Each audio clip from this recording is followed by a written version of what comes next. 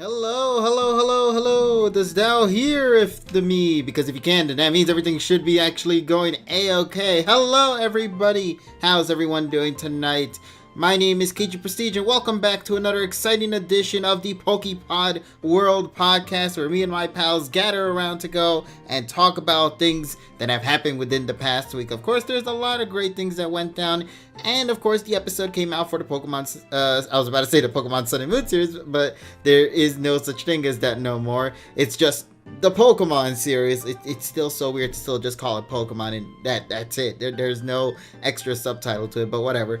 So we have that. But of course, given that not much has actually went down throughout this week, we thought it'd be kind of fun to go and take this opportunity to try to see if we can rank every single Pokemon that exists out there in Sword and Shield. But, you know, it'll take its time, of course. I don't expect us to do it all in one part, given that there's so many people to go and talk about it. But with that being said, though, you know, I'm going to be joining in with my pals real quick, and then from there, we're going to go and just get ourselves set up to then begin our podcast for the week. So I hope you guys sit back, relax, and let's have a good time then, shall we?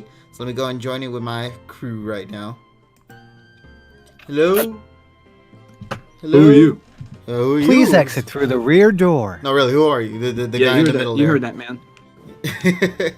How's you guys doing tonight? Okay. Nice. Just another week has come and gone, buddy. And now it's, of course, more time has passed with Pokemon Sword and Shield and all the shenanigans that have gone down. I think it's perfect, at least a perfect opportunity for us to kind of go and break things down for the rankings of our Pokemon from the new Sword and Shield game. So we'll get to that soon. Of course, we also got to talk about the Pokemon anime episode as well. As you guys already know, this episode, for some odd reason, definitely caused a bit of a debate that I feel we will definitely do our best to cover, without a doubt. Unwanted debate, that is. Yeah, it's a little intriguing, to say the least. I'm not even sure what to say to this whole situation, but we'll get to it soon enough, of course. But before we go any further, let me go and introduce everybody that's in the call right now. Of course, we got our pal Richie going on right here. How you doing, buddy? Pretty good. Good to be back with y'all once again. Yeah, it's good to see you back, buddy. And of course, our other pal as well, TSS. How you doing? Transfer is also available to the F and Q trains by walking to the 63rd Street Lexington Avenue station and using your Metro card. That's the How first you time doing, I ever, everybody? That's the first time I ever heard a machine stutter. It's just like, oh shit, I made a mistake. Yeah, because I'm not fucking Charlie Pellet. But it's good to see you doing okay too, pal. Doing okay? Yeah. Black Friday was this week. Oh, and, right, that was a thing, wasn't it? Yeah, Yes, that it was was. the thing. Wait a minute. Yes, and of course, you know, this year had like lots of sales, and people were. I mean, since the retail industry has one less week once again, they've been putting stuff on sale. I mean, they've been touting Black Friday week now. And also now it's going to be Cyber Monday week, because it's like, okay, screw it. Let's do 2 weeks of sales, because, you know, we got to freaking milk every single penny from your pockets to look at our bottom line. Including there was a news story about Costco losing something like $11.2 million in sales because their website crashed. Damn, really? Yikes. Yes. And I got myself an EverDrive N8. What is arrived that? in the mail today. that is a flash cart specifically for the N8. This N8 version is for the Famicom, but they also make one for the NES. It's made by Krikzz, Krikzz, and I got it through Stone Age Gamer. They had it on sale. The deluxe version was $5 more, so I paid like $100 and got some nice extras like a case to hold it in, so a booklet, some stickers, and didn't order an SD card in it, but I used the cheapest SD card that I could find, which is a China SanDisk, or I don't even know, it's like a fake SanDisk from China disc, thing. we'll call it that. Yeah. And I did some testing before I went to work today, and the new beta 20 version 20 firmware from this year actually supports pretty much every mapper except some of the bootleg ones. So with my AV Famicom, I was actually able to utilize the VRC7 chip that's in Lagrange point because the stable version doesn't do that. So pretty much expansion audio works with the beta firmware. I'm very happy now that I have a flash card. Now I don't have to spend like Now I don't have to spend $250 on fucking Lagrange point. Also SD cards were crazy. Was able to buy 256 gig SanDisk micro SD for like $30, and hard drives. I mean SSD prices as well. You can get. I got like 240 gig PNY for a friend down in Florida for like I think it was $27. So the prices are really coming down. 1 terabyte you can get for $100 now. 1 terabyte SSD for under $100 was never made sense about 2 years ago. So really cool. And I also bought Technology has evolved, man. Well, it's not just that. It's like I was able to get what was it? A Seagate 8 terabyte drive off of Newegg for $140. Damn. So yeah. So crazy stuff. Nice. Yes. Almost slipping on snow. Yeah. The fact of the matter was, Mother Nature has no idea what the fuck season it is right now. Yeah, it's Christmas season. Apparently not. No, but somebody actually asked us, Super Cupster asks, are we going to have a chart on screen for the rankings? Yes, we're going to do another tier maker list as well for this one. Yeah, however, as mentioned before, I highly doubt we're going to do the whole tier maker thing here, given that there's like, 80-something Pokemon that we need to cover, and I'm pretty confident we're not going to get it all done in one shot. So it'll definitely come in due time, folks, the complete edition. But I hope you guys are looking forward to the various parts we're going to have for this. And oh yeah, Halo on PC. Forgot about that. What is that? Yeah, what was that? Oh yeah, let's go and say hello to everybody in the chat though we got going on right now. We got Hits Me.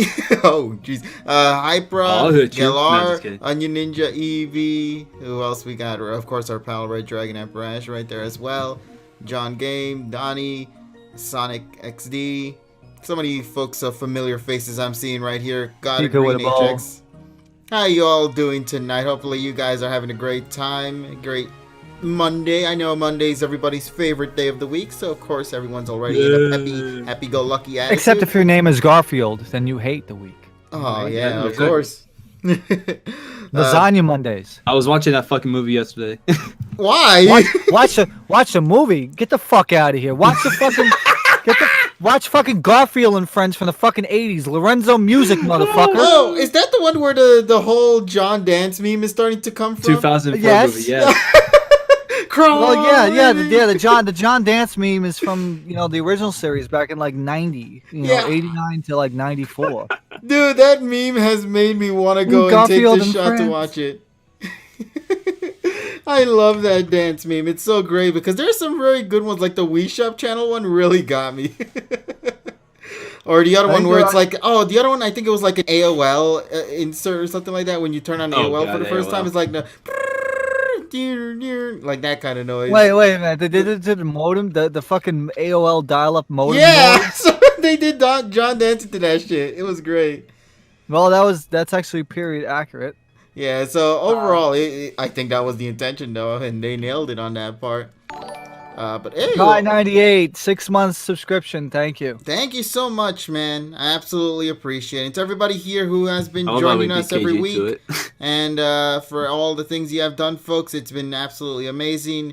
As always, we love and appreciate every single one of you for hopping on board to watch us live, to talk about random shenanigans as we actually go and wait for our pal Tyrone. For some odd reason he is on the Tyrone be like, well, it can't be a PokéPod without that. Yeah, it can't really not be. It's kind of awkward. No, it's because they did the unholy thing and got Popeyes and KFC in the same thing. Yeah, man, that hurt my heart. Okay, I listen, man. There are many things I can agree on in life. I cannot accept the reality that you decide, of all things, let me just fuse both Popeyes and KFC into one package. Blame Popeyes for not knowing how to fucking design a fucking app for Android where where the ordering system only allows you to order the chicken sandwich or the tenders, and when you try to go to Yeah, other you were parts telling of us it, that earlier. yeah, when you try to when you try to go to different portions of parts of it, like the chicken or other things like that, it comes up with a fucking blank screen. Nuh. White? Really? Yes, like it's like, oh, it shows you the picture of Android- chicken and it's like nothing there. You can't fucking order. And then I had to fucking order KFC because my mom wanted regular chicken, so it had to do double, and it would be like double things. And I wanted to order through the Popeyes app because they're having free delivery, no delivery fee for the entire month. I said, I Yeah. want my fucking chicken sandwich. I love how somebody asked. KFC, motherfucker. I love how Evie in the chat is like, do I need to add the Popeye versus Chick-fil-A thing to the PokéPod bingo chart? Wait, people still use the bingo cart? First of all, we have a bingo card? Or chart, excuse me. We have a bingo chart? That's a first I've heard of it. I mean, we've had it for a while. I've never seen it. How the hell is the host of this shit never actually seen one? Like that? Let me get this straight. This thing's been going on for 2 years and you haven't seen it. No, I've never seen it. You've Oh never my talked God. about it. How am I supposed And to? well, yeah, Terrible. because it's one of them. It's one of them. It's like I think one of the things says me talks about Japan. Oh, really? That's definitely in there. That I remember. Yeah, Yes, okay. I do remember- not I know remember that one. nothing You're going to have about to this. do us a favor and update one for us. Yeah, and if anything, at me at that one so I can actually see it for once. Also, what was I actually going to say? I feel like I had something else I wanted to add to this. Oh, yeah, I was going to say, the fact that we even got a bingo thing still makes... Actually, do we even have a wiki page for ourselves yet? Not for me, I bet. No. The only thing Maybe I remember... Yeah, the sad part is the one for the wiki about me is the fact that it was on John's wiki that refers to me being deleted from YouTube. And that was the only reference I got in the fucking wiki shit. They don't like you, mother. Yeah, they don't look. First of all, they're like people who are gone, people who lost their channel. Like KG Prestige, it's there, but like nothing else regarding me exists anywhere else, man. And I'm like, shit, am I just nothing but negative oops here? Oh my god. Like no one loves me. Alright, well, shit. good old E-Boy linked you the two versions of the chart. What the fuck? We have a chart. Time for bingo, motherfucker. Oh, well, first of all, if we're gonna ever do a bingo thing, I would love for us to include like some form of a prize later down the road. Maybe during Christmas time if we have a pod. I'll do like a Christmas $25 donation. Nintendo gift card. Yeah, probably something like that, or like Dragalia Lost money. We'll see what happens. Oh god. Hey, listen, man, that Dragalia... Oh, and if anybody's playing Dragalia Lost right now, good opportunity to talk about this because everybody's favorite Blue Bomber, Mega Man... I know actually Donny Arts is in there. plays it, maybe. Yeah, some folks here in the chat play it. Mega Man is actually a free-to-play character in that game right now that you can actually obtain and have a part of your permanent team, and that's really cool. I don't understand where a game that has Albert, I think his name was, from the Rage of Bahamut series, of course, Yuden from Dragalia Lost, Marth from Fire Emblem, and the Super Fighting Robot Mega Man from the Mega Man series, literally all together in one singular mobile game. That just blows my mind. Now, of course, this isn't the first time that Cygames has done something like this before. If I recall correctly, in another game, they actually had Persona 5, collaborations on one of their games. I think it was for which one was it? Let me see if I could try to remember. Grand Blue Fantasy, I think it was. So collaborations with Cygames is no big surprise, but it does kind of shock me that a new franchise like this that's being worked on with Nintendo is going to this level of like collaborations, and it makes me happy that a game like this is doing really, really good. And I hope that eventually we get more collaborations that are just out of the wall, unexpected, and just complete shockers. I would legit. I know it's never gonna happen because of how stingy they might be with this, but it would be really cool to see Pokemon be a part of that one day in the future, man. We'll see what happens. But for now, it's nice to see the Smash family being of Marth and Mega Man together again in Dragalia Lost. So that's always a good thing in my book. But yeah, I just thought I'd talk about that a little bit and just, Oh yeah, somebody also mentioned about the Mario Maker 2 update. Did you guys take a look at that? Briefly. No, Don't okay. even have the game, okay, yeah, that might explain why you didn't take a look at it. Yeah, I don't have it either.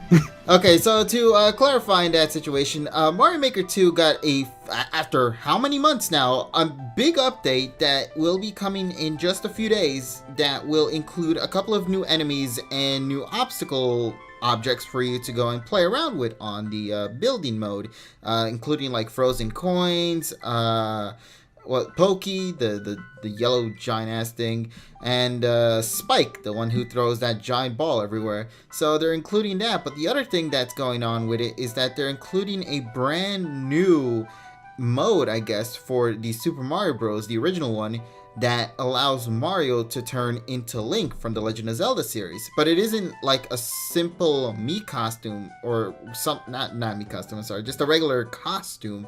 It actually has its own set of physics, like it's able to shoot arrows, use its sword, dash, and all that. So it is becoming really interesting to see that they're incorporating a lot of elements from the Legend of Zelda into Super Mario Maker 2. In fact, it's kind of like as if we're getting our very own Zelda Maker, if you think about it. But aside from that, you know, it's just a very basic updates and all that. I think the only thing that really made it such a big deal was the fact that Link is going to be used as a power-up rather than a costume. And if they're going to be doing more stuff like this later down the road for Mario Maker, then so be it. I will be more than happy to continue playing this game, because seeing updates like these definitely is a massive positive thumbs up from me. So yeah, I'm really loving that so far. And anything else I'm missing? I think that's pretty much it in regards to some of the new stuff we got so far. I don't really think there's anything else that really happened this week that was, I would say, discussion worthy outside of the episode, of course. How'd you guys think about Sword and Shield so far, now that you've already completed the games a while ago? Love it. Best post game. Really now? Best post game? Well, I mean, best post game in the while. Okay. What about you, TSS? Well, 38 hours into this game, like I said, completed the post game. Battle Tower really can kick your ass. Yeah, and but again, it has good music. Yeah, I got completely fucked. Yeah, great. It's like, yeah, you choose 3 Pokemon and you get freaking like walled, because then you have like competitive shit going on. Yeah. I mean, like I said, I feel, you know, contrary to some people, what they think is like, oh, it sucks. I think for me, it was worth the money just because of the max raid battles.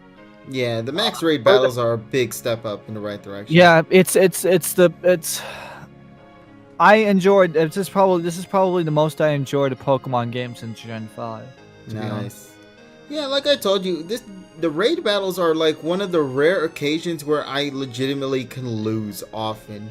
And that rarely happens for me in Pokemon games, because you're always usually at a high enough level to, you know, outweigh that problem. But here with raid battles, especially with like the 5-star rankings, dude, it is insane. It's really creative. You have to think outside of the box. If you think like you're going in with a Pokemon that you know is going to be effective against that type, know that the Pokemon is also going to have moves that will also be effective against your Pokemon. That's how wild they're going with some of these raid battles, man. They're giving like last boss tier level moves for these Pokemon. Like I remember the Hitmonchan fight, the one that you talked about, TSS, before. Yeah. That one is the stupidest raid battle I've ever had to go through in the entirety of my raid battles that I've gone so far in the Sword and Shield games, man. It is brutal, man. And yes, Hyper mentioned, never go alone. These are one of those rare occasions where you would rather make sure you go with a squad. Have that there, and you will be good to go. If you go by yourself, because otherwise you're gonna get some jackass with a Pikachu or a fucking Magikarp. Hey, listen, man, that Magikarp is no joke. Depending on the situation, of course. Depending on the situation. But yeah, so I guess now with that being said, we got our time to pass by. For some reason, Tyrone is still somewhere lost in space and time. I guess we'll find him eventually. Probably. Yeah, we got to poke his freaking housemates and tell him to get the fuck on. Did he ever even respond on the Facebooks? No. I don't think so. No. No. Okay, well then there we go. All right then. So we'll probably wait a little longer for Tyrone. And also, why is Roblox open on my phone? Okay, whatever. Yeah. I just turned on my phone and suddenly Roblox is up there. I'm like, okay, well, somebody's been touching my phone and I didn't realize it. I'm glad I'm going to Florida in a couple of days. I need to get the fuck out of here.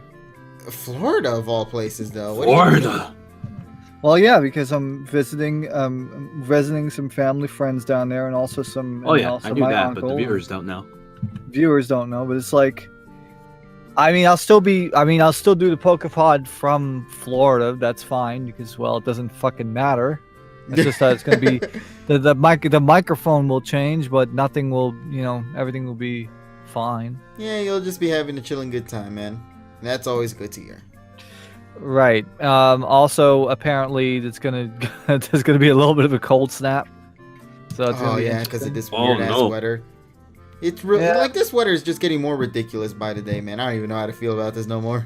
Yeah, because I'm looking at the weather, and it's like Wednesday night is gonna be 42 degrees, which is like that's pretty cold for there.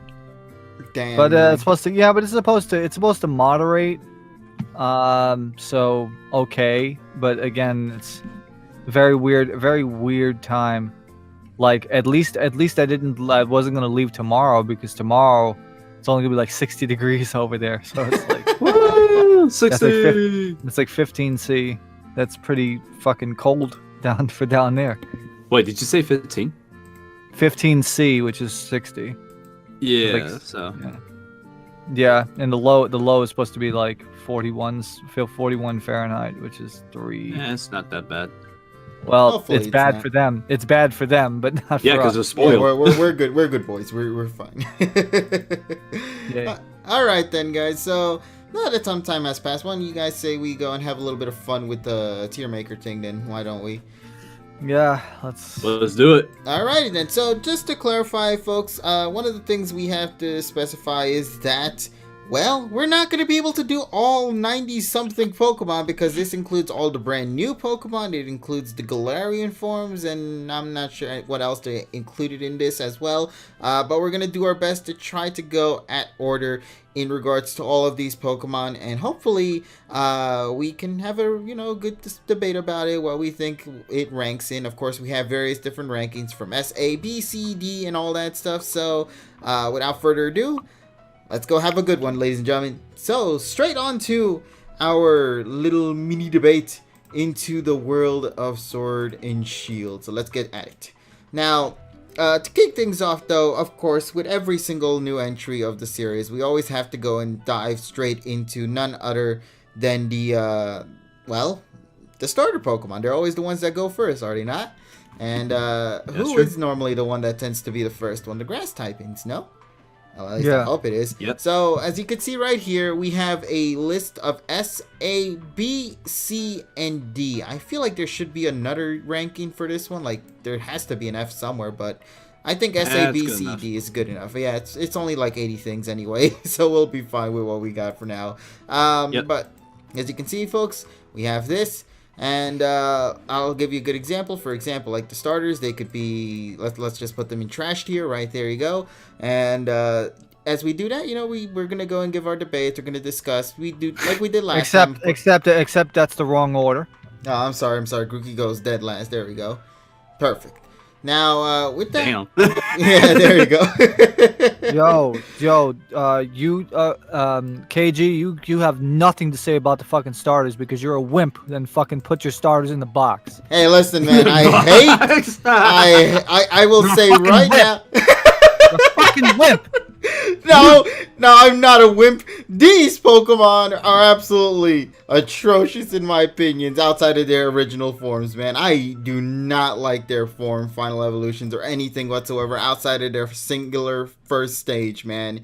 This is the first time I've been so, different towards the starters.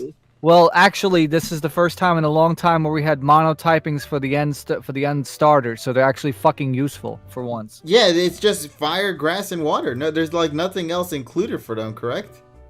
Yay. It's so weird. Like, what You're led late. it to just be singular typings this time around? I guess they just wanted to try to make it feel unique after 8 generations, I guess. Oh wait, what? Hold on. I hear somebody. Speak of the devil. He's late. Oh, he's late, but he's here, right on time. I'm here. Wait, what? Yeah, you're somehow on time for the actual Sword and Shield discussion. Oh, cool. Yeah. Yeah, we're ranking Amazing. the Pokemon. All right. I knew Yeah, we were except getting we to put that the topic starters at in some last point. place, of course. Wait, what? Yeah. Why would you do that? Exactly my point. All the starters are good in this generation. I like them all. Hell no, they're not. Wait, what? No, What do they're you good. mean, bro? Yeah, They're eat them. Why? They Jesus look ugly. Christ. No, they don't. Yeah, they do.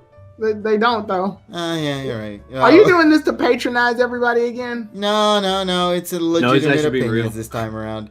But yeah, Tyrone, as I mentioned before, we're gonna be handling things a little bit differently because given that there are 90-something Pokemon here, it's gonna be impossible. I think there's for us- 81. No, it's including Galarian forms as well. Ah, That's it. shit. Yeah. So we're gonna make sure we tackle a couple of them at a time. You know, we're probably gonna save some other ones for other parts later down the road. So this is gonna be a hefty one, depending on how long we go at this. I'm pretty So shouldn't we confident. tackle like the first 40 then? Yeah, probably the first 40. We're gonna. Yeah. If I have the Dex thing with me, that would actually be useful. And then guess we'll do 40 and then 40 again probably, and then the Galarian forms for another one, or yeah, I don't know. we'll figure something out soon enough for that. But I don't know which one of you guys would like to go to the Dex entries and see which of the Pokemon are in order, because I don't think the order entry for these Pokemon that you see here are in order, given that Zashi and Zamazenta are like in the middle, and yet their Yeah. alternate forms are here too. I'm sure Richie will probably bring it up faster than me. So. Wait, what? I'm already doing that. Oh, okay. See, like I said, I wasn't even gonna go through the trouble because I know he'll do it before me. All right then. So I'm let's just get gonna at stop it. the tweet. All right then. So kicking things off then, ladies and gentlemen, let's kick things off with Grookey, the monkey. So The monk. in the chat, join us as well, as if you guys would love. Just write in the chat what you guys See? would like to see it as in Let's ranking. see. Yeah. Yeah, okay. I mean, out of all the starters, he's definitely not the best one, but I definitely like if we continue to get more Pokemon, Yeah, the first Grookey is one's definitely definitely going to C, be a right? high We're- seed. Yeah, it's a C. no, if we're just judging Grookey by his own, not by Thwacky Not and by Rillaboom. your opinion, because your opinion doesn't count. No, listen, I'm talking about their singular starter forms. Yeah, right? if we're just talking about Grookey and his Grookey form, then Yeah. yeah, see. See. Yeah. Yes. He's not the best of the three. He was definitely the weakest. Yeah, so Yeah, exactly. all right, well that was actually pretty quickly. So let's go on into what's the next Pokemon's name? Thwacky? Twanky? Thwacky. Thwacky. Yep. Okay, this Pokemon that I should probably keep this on. I don't know why. I think he should get a C as well. I think he's pretty decent on the same level as Grookey. I don't know, man. This Pokemon, when I hear the word Thwacky, I think of two things. One, Lanky Kong, and two, Thwack from freaking Hero and Smash Brothers. Well, to be fair, when it comes to middle stage evolutions, I really have an average opinion about him. I never like The only sit ones there I and go, ever "Oh, did this were... is the shit." Yeah, like Wartortle's probably the weird exception to that rule. Yeah, Wartortle and Bayleaf. For me, it's Braixen and Grovyle. Oh yeah, well yeah, Braixen's actually really. Yeah, I mean, that's And why she's in Grovyle, Pokemon anyway. Grovyle, you got Pokemon Mystery Dungeons to thank for Grovyle. So. Oh, hell yeah. That game has done a lot for that Pokemon. So, Thwacky, yeah, I put it, but like, right now, it might be lower than Right Grookey, now, I but can once we see. get more Pokemon, it's going to be way, way lower down, though, in my opinion. All right. Yeah. So, moving on into the next Pokemon. What is this guy's called? Rillaboom. Rillaboom. I like Rillaboom. I think he gets a B. Yeah, give him a Yeah, solid definitely B. Yeah, give him a solid B. A solid B, you say? Yes. Yeah. Yes. B, yep. All right, he does look pretty badass. Yeah, he looks I pretty see cool. what you I don't know did why I get Super Saiyan 3 vibes from him though. Yeah, he does look like Super Saiyan 3, doesn't he? Yeah, it's to go further beyond. I don't even know what the hell this Pokemon would say. All right, so yeah, Alright. I definitely would give this guy at best a B plus. I want to say All right, he yeah. definitely looks badass out of all And the then final we- forms. Yeah, and then we got Score Bunny, right? A. Yeah, he's Let's go score, bunny. he's gained a very cult following. So And Hey, especially thanks to that's the not anime funny, as dude. well. So yeah, even Go's got him. So yeah, That's bully. I'm only We'll gonna give give him an this A. guy an A because of Flambino. That name is the yeah, most childish badass. Flambino. Exactly. You cannot deny that Flambino is such a badass name for this Pokemon, man. Wait, S tier? Damn, let's go. Did I put an S tier? I mean A tier. There we go. Yeah, put Yeah. an A. Yeah, there we go. Yeah, Sorry. because A is appropriate. Yeah, A is more appropriate for it. But Flambino does definitely boost it up to like an A+. Not to S tier, man. So there we go. Now we got Next is Naruto Bunny. Oh yeah, Kakashi Bunny. Kakashi Bunny. All right. Yes, I'm going to give Kakashi this guy a in D. Pokemon. No, give him a B. B. B what? Above or below, though? Below. Below Rillaboom, because Rillaboom overall is a final stage evolution. So. Yeah, put it I mean, think that listen, has man. Just because it's priority the over- final stage doesn't mean it's going to be better. Well, yeah, in some cases, but I think Reboot doesn't stay Reboot long enough for you to appreciate it. That is true. Yeah, that's true. And honestly, out of all the three, if I was to have to choose between the Score Bunny line, Reboot is my favorite. I really despise the next one we're Yeah, going to. Cinderace doesn't look that great when you compare him to Reboot. Like he lost a lot of things that made it. He contrasts a lot of what. He could bicycle kick the shit out of you, but Yeah, he can bicycle kick the shit out of me, but I'm gonna be laughing at it while he's kicking my ass though, because he doesn't look I good. think it's that thing on top of his head that I'm not really like digging. You could put him in C, honestly. If you, I'm putting him D. Yeah, plus because at I don't best. think he should be like. You're that putting him in below D? Those Yeah. two. I don't think he should be D. I don't no, think he's not. He's not that bad. No. Yeah, I think he's just C below Thwack. He's like C. All right, yeah. so he's like C minus is what you're saying. Yeah, I'm not gonna Yeah, put him it's that more low, appropriate. though. All right then. So moving on then. We got the Sobble line, starting with A! Sobble. You put him in A. Above or below? I definitely would put him Below. above though. Below Yeah, Score below. Bunny, Definitely slightly. below. Ooh, but wait, Sobble's super effective against Score Bunny though.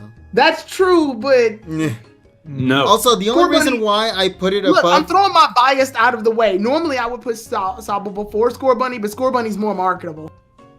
Yeah. Sobble isn't. It is marketable, I mean, it but kinda Score is Bunny, not. Score Bunny. There's a reason why the anime chose to have. There's a gold. reason why. There's a reason why the fucking mascot was out during fucking the episode 1 fucking special.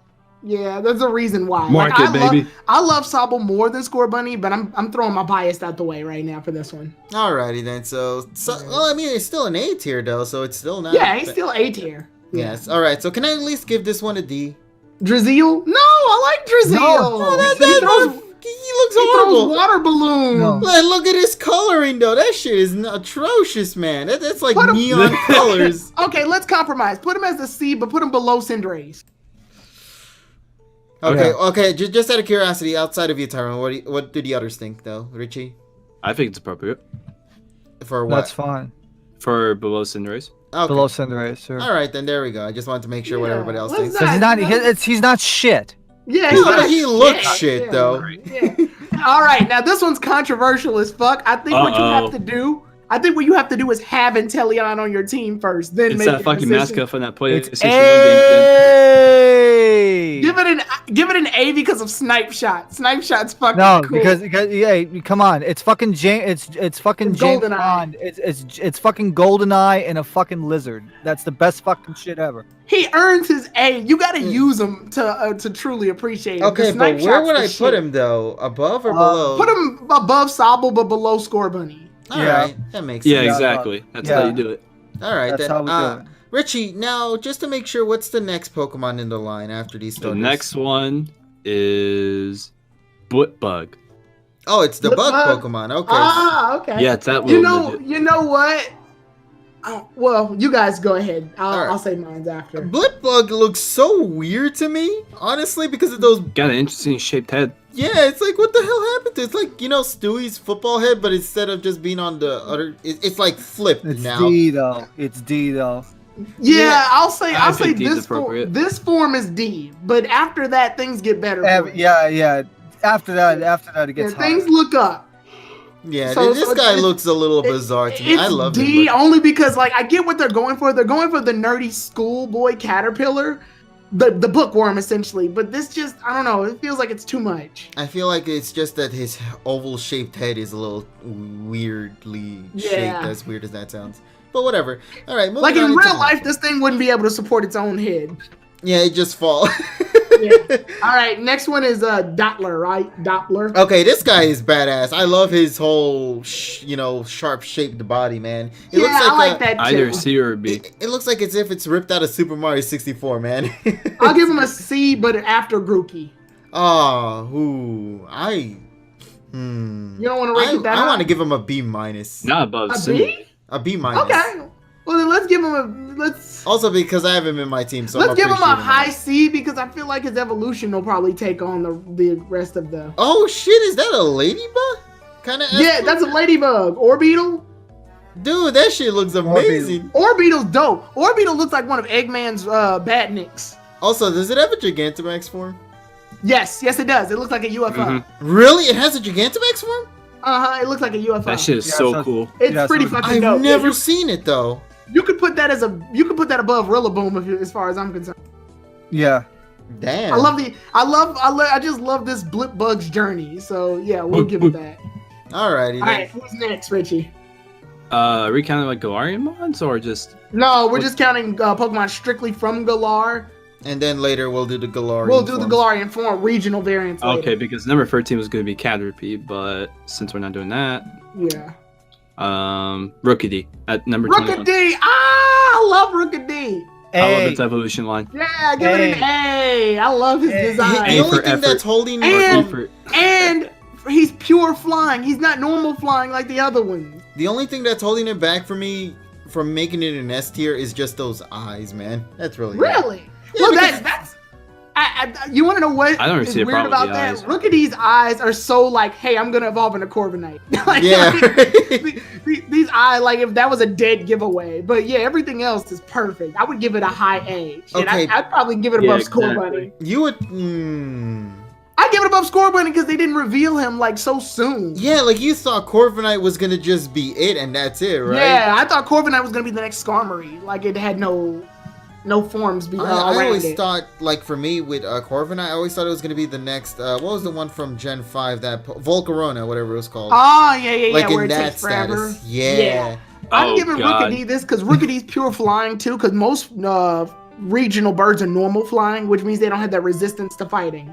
Yeah. Rookidee does. Now the second stage, I love the Corvisquire. design, but I don't think it's A tier. In all I don't think honesty. it's A. Nah, I think B. he's in his awkward B middle or C. phase. Give him a B after reboot. Okay, Yeah, that's there we fine. go. Boof. Yeah. All right then. So now we go into After S tier. After S. reboot. S. S. Oh, S. Corviknight, fuck yeah, put it Corviknight up in Yes. it. Yeah, he looks Corviknight badass. is S. That shit is beautiful. Yeah, Corviknight S. became one of my favorite Pokemon the moment I saw it in the trailer. I'm using a Corviknight right now, my competitive team. Yeah, This it's still thing's on my dope. Yeah, And he has a Gigantamax. yeah. So he's just like, it's so bizarre to see like the regional bird go so far with like its typing, and the fact that it also comes included with a Gigantamax form. It really does seem like they're really pushing this Pokemon a lot. And I And feel it's gonna show. part steel. That means it's resistant to everything except for flying, except for electric type Pokemon It's such a good typing and fire though. types. Yeah. Yeah. But So yeah. overall, Alright. happy with this design. Oh no, bro. I still think Reboot is above Corvisquire. By the way, you can change that. Well, if you guys agree with that. Oh, I thought you were saying it was above. No, I said No. below. Yeah. Okay, there we go. Corvisquire is getting there, but he's not quite. Like you Reboot. mentioned, he's the Who's- weird phase. Yeah. Who's next, Rich? Oh god, you guys won't like this one. Uh-oh. The squirrel. Fucking D, Squirrel both is a D's. D. Yep. D. Him and Oh, Greedent. that shit. Yeah, just save Put your time. both of Put them in Greedent D. in Put God there. that damn it. shit Fucking down fuck. there. That's it. Stupid fucking No, you don't have to squirrel. fucking do that, man. On to the next one. Especially when you shake the berry trees, this fucking Greedent will come out of it. Yeah, fuck him. I just don't. I don't get the appeal of it. I don't get Yeah, it. what's the next one? Let's move on. KG like this one. Nick it. Nick it. Oh, okay. The fox. Over KG, I'll above let you be the ultimate Corviknight. designer because I never really used Nick it before. Well, to be fair, I don't either. No! No. No. I'm just Not kidding. that Don't high. worry, don't worry. Yeah, I Dweeble's definitely, not even that good. yeah, okay. So overall, I would give him a high B, though. I definitely would High give him a B? high, Okay. yeah, high B. I in Alright, terms of its well. design, I know Above stat-wise- Orbeetle? I listen. The only No, reason no, why is no, because no. to me, No. listen. The only reason No. why I'm doing that is because I haven't appreciated the design of that Pokemon yet, since I don't have one. You know, I only my have the. But the it's not Doppler. just based off of your. And also, it's based off Ruby, so I can't do that. Let's compromise. Let's make him after. Let's make him after Rillaboom, but before Reboot. All right, if you guys say that the bug Deal. Pokemon is really badass, then I'll Deal. take your word. Yeah, for let's it. put Rillaboom above Deal. him Okay, there you because you'll use Rillaboom through your journey. Like most people drop Nickit after 3. Yeah. Yeah, Damn. well, no, you gotta move Rillaboom. Yeah, move Rillaboom over. Yeah, Rillaboom's way better than that. Yeah, because Oh, I thought Rillaboom's you said in actually between. That's why. no. Rillaboom's actually pretty competitively viable. So yeah. Yeah, Next exactly. is Thweevil. Thweevil. Now, oddly, I like Nickit more than Thweevil. if Yeah, that makes this any guy I sense. put a C tier. I would probably Yeah, put it I like think here. he's C2 too is appropriate. He's too Swiper the Fox for me. I don't like Yeah, it. I put him in between these guys right there. All right, Swiping, no that's- swiping. That's fine. Yeah, so alright then. Well, we got that then out of the way. What's on to the next one? What's the next one? Zigzagoon. The Galarian Yeah, the Galarian. yeah, that's Yeah, Galarian. let's very- do it since we Let's have just do C? Obstagoon. No, let's oh yeah, Obstagoon is a Pokemon Yeah, that's let's new. just do yeah. Obstagoon. No, we have to include the we have to include all the three of one. them. Yeah, we Okay, have- Gene Simmons gets an A. Yeah, that G well, Sims gets an A for Okay, sure. okay, but look, if we're gonna be doing the final let's form, do we have Zigzagoon to- and Linu then. Yeah, we have to include Alright. everybody. Yeah, at we have this to do point. those All three. right, all right. Zigzagoon is above Dot. Yeah, I'll give him above Doodler. Oh Dot. man, I'm gonna put him at a B minus, like at the very B end. minus. B minus. Okay. I love All this right, guy. I love I him. mean, yeah. 'Cause All right. Yeah, you know that's what? good. You know what? To be fair, Zigzagoon was proof that more than just Kanto Pokemon Caroline's can have better. region. Plus, it's regional dark. variants. I mean, what it was dark? What is it? Dark normal. It's like fucking it's Yeah. weird. But Somebody And it- says for and it was- Caroline, we're putting her in B. Yeah, and it was also proof that other Pokemon besides Kanto get some love. So that he's the poster child for that. Yeah. With that being said, though, Linu I'd still give it a C above Dollar. Yeah, it sort of goes downhill after that. Yeah. But no, it And goes then- back up again. Then we go back up with Gene Simmons for A. Okay, Yeah, but that's where my would I baby. put this guy though? I want to Above put him Intel? where? Put him Above below- Sobble. Above Sobble. above Sobble. Yeah, he can't beat 007. above Sobble. Golden Yeah, Eye. yeah, you can't, yeah. No beating GoldenEye. yeah. Yeah. All right. Still What's badass next? designs though, nonetheless. Yeah, he is badass. What's next? The Wooloo. Wooloo. Oh, that gets an S. Yeah, that's an S tier right there. S. It's Wooloo Go. That's S. You want to know something interesting about Wooloo that I just figured out? What? I looked at its eyes, and I thought they were just, basic anime cutesy, give this to a Pokemon eyes. But they actually have that weird little, like, minus sign that most sheeps have in their eyes. yeah. Like how their iris is hexagonal instead of a circle, like most Yeah. things. it's so such I a like nice that- little detail. Yeah, I like that attention to detail. Double, on the other hand, he scares the living shit out of me. I don't care where you put him. Ooh, oh god, that evolution. What the hell is Yeah, that? he looks like a demon goat. Okay, I'm putting He him looks like not low that C bad. though. I'm gonna put him I mean, like I wouldn't give him that. No, high C. No, I wouldn't put. I would give him a high High C. C or a B? Or low B? I'll put him C, like behind Dottler though. Okay, I can live with Okay. that. I can sleep at night knowing that happened. Alrighty All right. then. Who's What- next, Rich? Chutol. Who? Choodle. Oh, Choodle. Choodle. The turtle. Dreadnoughts. Yeah. Okay, this Dreadnoughts. motherfucker looks bizarre to me, man. It does look bizarre. And D, Its evolution is way better. yeah, I'll D, give it a but better D. than Blipbug. Okay. I can give it. Yeah, I can because it turns into Dreadnought Ultimate, Yeah, so, Yeah, so Dreadnought so- is. Yeah, so it's the top of the D. and then Dreadnought. I would like to say B. middle B. Mid. Yeah, mid B. Mid B. Mid Yeah, B? yeah, yeah. It's pretty I don't pretty care what you far. put Okay, in B, yeah, it's in B tier. He's useful and he's got a Better than Gigantamax. Reboot. Yeah, he's got a Gigantamax too, so that's good. Yeah. So that's saving him. Yeah, I wish it included the Dynamax forms here, but I think that'll probably be its own tier I list mean, eventually. well, I always thought if we picked the Pokemon, then the Gigantamax speaks for it. But Oh, okay, yeah, you're right. That Yeah. too. Okay, then, so folks, like if a what's next? Pokemon was gonna rank low, a Gigantamax that's cool enough can otherwise up its score. Yeah. Alright Okay. then. What next, Richie? Kararu's dog. Oh, Yamper. Yeah. Yamper gets an A. A. Solid Fair. A. Solid A. Yep. I put him But who's the behind above, though? Gene Simmons, though. Yeah, That's behind fine. G. Yeah, that's fine. That's fine. Okay, I but agree if with there's anything I want to say that's the most disappointing, it's its evolution design. Holy Yeah, Bolton. Bolt. Yeah, Bolton it's is basic. I give him a D to be perfectly honest. Yeah. He looks too dog for me. He looks yeah, no, he's too basic. realistic. As stupid. Yeah, as that's what I that just sounds. said. He looks too much like a real dog for me. That bugs me. I put him behind Choodle to be perfectly honest. Really now? Okay. Jesus Christ. He's just I don't know. He's such a letdown. Yeah, yeah. If we're He's talking not about even that good competitively. yeah, you got to bring the whole this like going from a Yamper to this. It really does hurt a lot. He's just like he's an electric type Pokemon that's really fast, and I'm like, wow, I hadn't seen that before. I've seen that before. He's the poor man's Jolteon. Yeah, there we go. I think that's Yeah. It's a nice dog, but an ugly Pokemon, as someone says. I agree with you, Hydreigon. He should have been Electric Fairy. They missed out on that shit. Dude, that would have been that would have, like, design-wise, yeah, it'd still be bad, but if that typing had been included, I think it would have definitely shot up to a C. They missed out on that. Yeah. Well, let's go ahead. Let's move on. All right then. We Gossifleur. Gossifleur? I'll give Gossifleur a C. Is Gossifleur this weird, the first one that we have here? Yeah, it's the first one. Yeah, Gossifleur's a C. Yeah, C's I appropriate. put it low C, for sure. Yeah, low C. Yeah, low C. Her only redeeming quality is that she's kind of cute. And Eldegoss is Now, a Eldegoss gets a better score to me. That's High B because I or used something. her a high B. High B or I mid B? wouldn't say that far. I would What go do you like guys- low better B, than Nickit. high C. I mean, it's fine as long as it's in B tier. Yeah, why do you Um, want to see it in B tier, buddy? Just I think it's just way better than the C tier, Yeah, but where but specifically? not by much. between Corvisquire and Zigzagoon. Yeah, exactly. That's what. I can live with that. That actually makes a lot of sense. Its downside is that it's really slow and cotton down fucks everybody. Yeah, it up. fucks Not- everybody yeah. in the fucking Dude, raid. Yeah. that can also be really good because I learned if you could like use that alongside with Trick Room, that would be great. Oh yeah, if you're doing a Trick Room team, but No, sometimes Trick Room that doesn't doesn't. Yeah, that is very situational. I heard like if you mix and match with like Pin Missile or something like that to help lower your entire team's stat to then do Trick Room on it. Yeah, that right there could be very useful. Yeah, it's situational. But Yeah, you have to go through a specific requirement to get to that point. Yeah. What's next, Rich? We got the Sizzle Pit, aka the Sizzle Centipede. Pete? Sizzle Pete himself? Sizzle Pete's meh. D, Nah, D, yeah, but I above Very Choodle. deep. Because, Oh, the Firebug? yes. Yeah, Yeah, The give him a piece- D. The piece of bacon.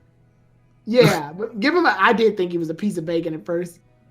Okay, but we cannot deny that evolution though is a massive glow. It's not Scepter fair. Scorch is a That's for fucking me. beast. I took him for Yeah. granted, and then I started using It's him later. A tier. Dope, and he gets Gigantamax. Better than Yamper. Well, actually, Yeah, I put him behind Yeah, Yeah, he's him. better yeah, than Yamper. I Way put him better. above that. His Gigantamax saves him. Yeah. Yes. He's Yeah, definitely alright. above Yamper, but below Gene though. Like at first, Yeah.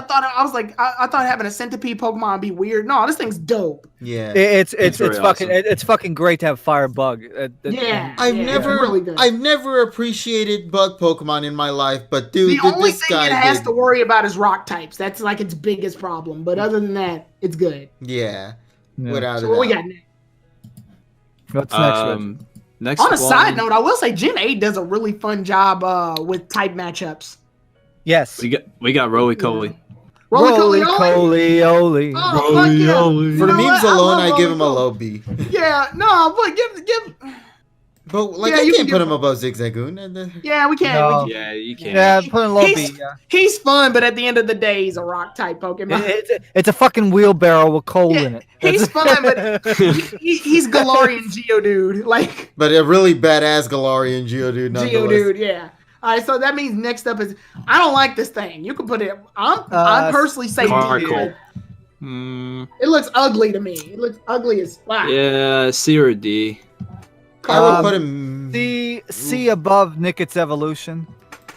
Yeah, Above the Weevil? at least this one's more viable than the evolution. As weird as that Okay, sounds. all right, yeah. You know, I mean, but- because if you give it an Evilite, then its defenses will be really high. So yeah. you Uh, gotta- Colossal is A tier. Yeah, he's pretty cool. A tier is pretty good. He's a Where fire would you rock put him though Pokemon. in the tier list? I'll put him right behind Sobble. Oh, okay, so I actually did put him right there then. Yeah. Alright, Yeah. sweet. The Like problem, the one problem with his typing, because it's rock fire, and he's kind of slow. A water type Pokemon can sort of just ruin his day. Damn. Very unfortunate. And then he has that ability, Steam Coal or whatever, that makes him faster if he's hit with water. Uh-huh. The problem with that though is that Surprise. he's really slow.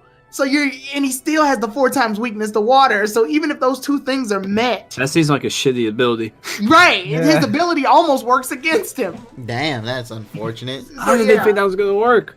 I think the idea was that they probably were going for It has high defenses, so it kind of yeah, the idea they were going for, I'm guessing, tank.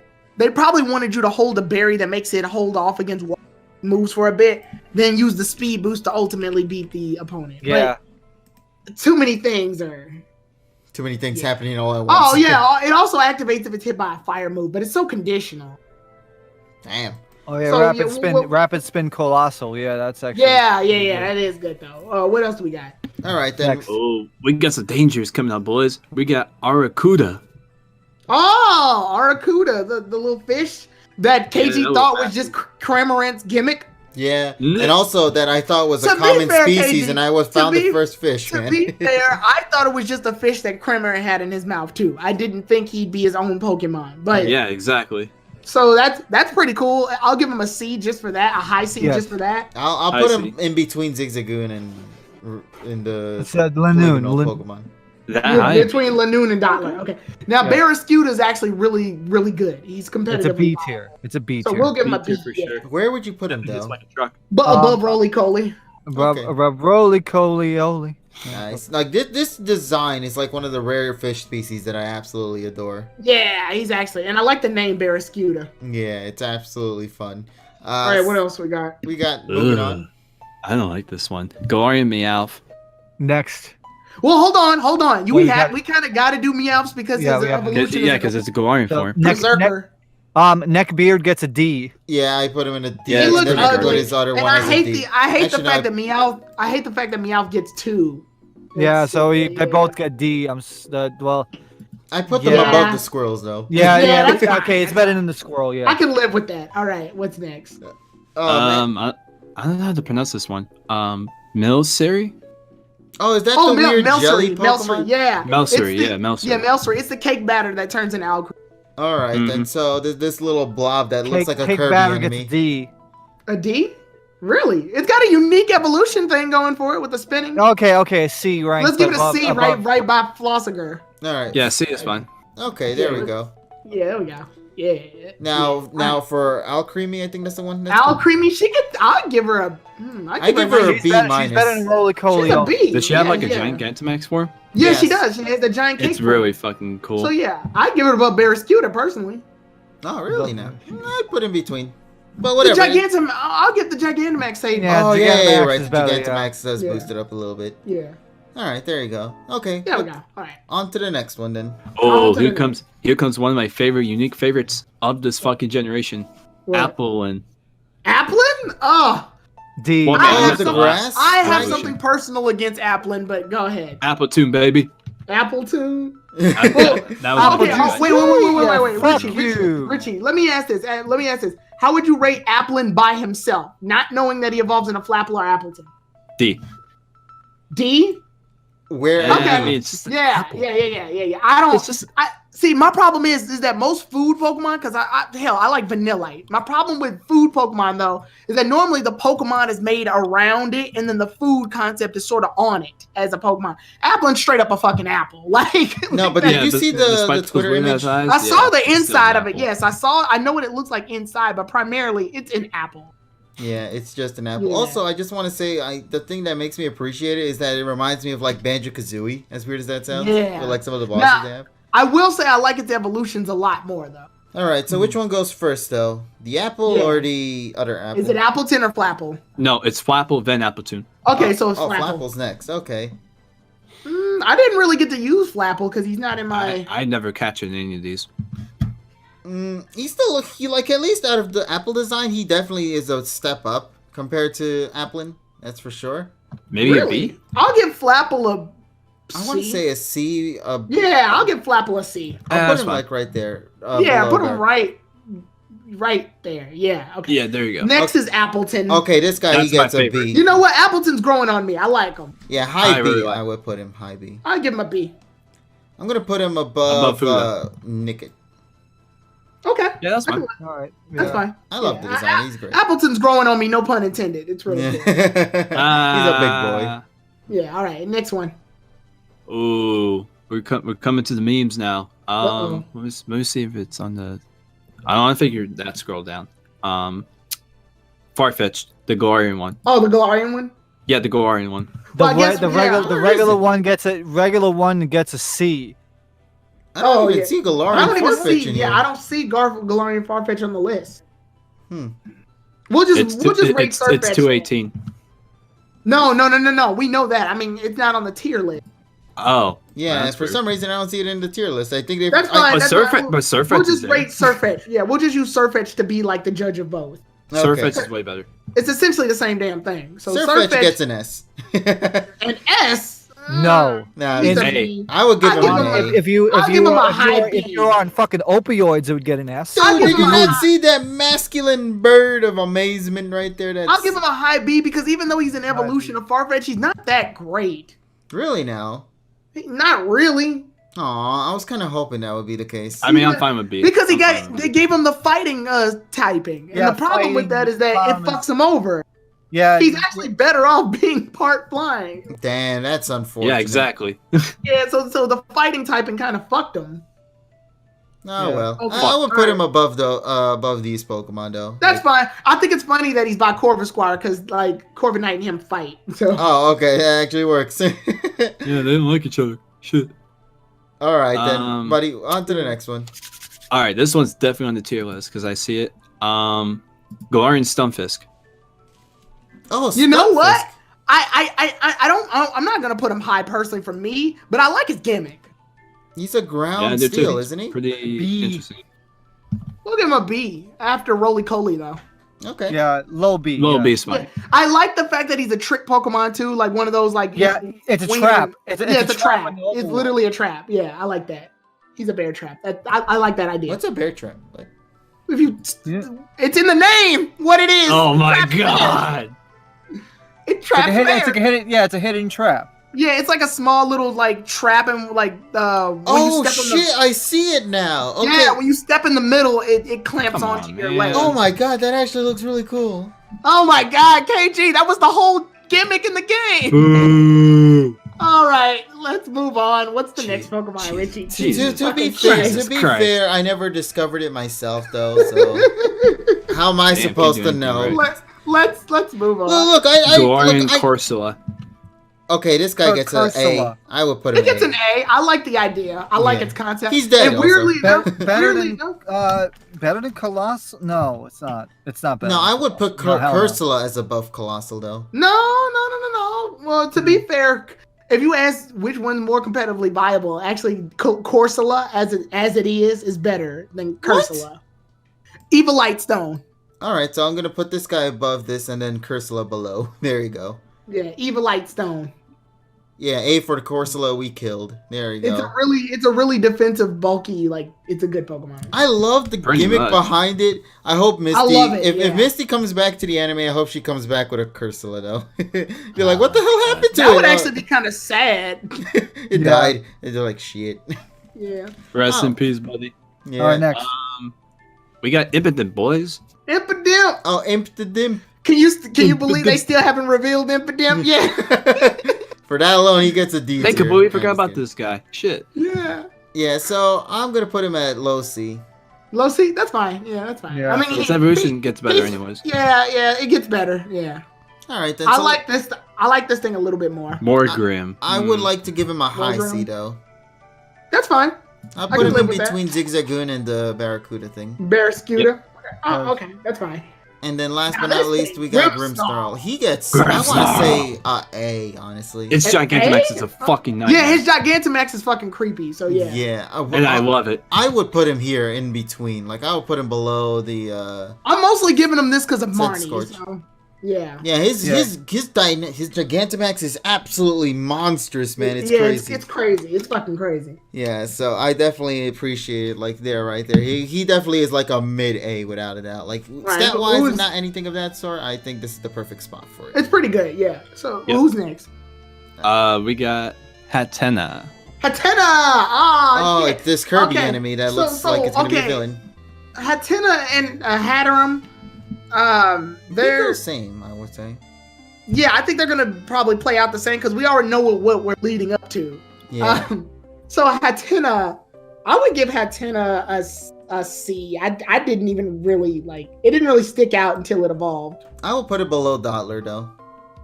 That's fine. Yeah. And I would Alright, then- assume that the evolution will probably be around the same spot as well. Now Hatterim's Pokedex entry, I think is gonna save it to give it a higher score. What's its dex entry? If it senses any strong emotions, it'll silence you violently.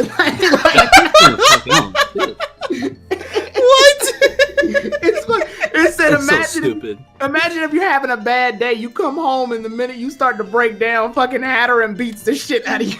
Hold on, I gotta read this Yeah, shit. get Hold better, you on. I gotta read this. I don't believe this shit. Hold No, on. It's even actually sleeping Esper said it at the exact same time. Oh damn though, that is absolutely horrifying, man. Yeah, it's so fucking stupid. I love it.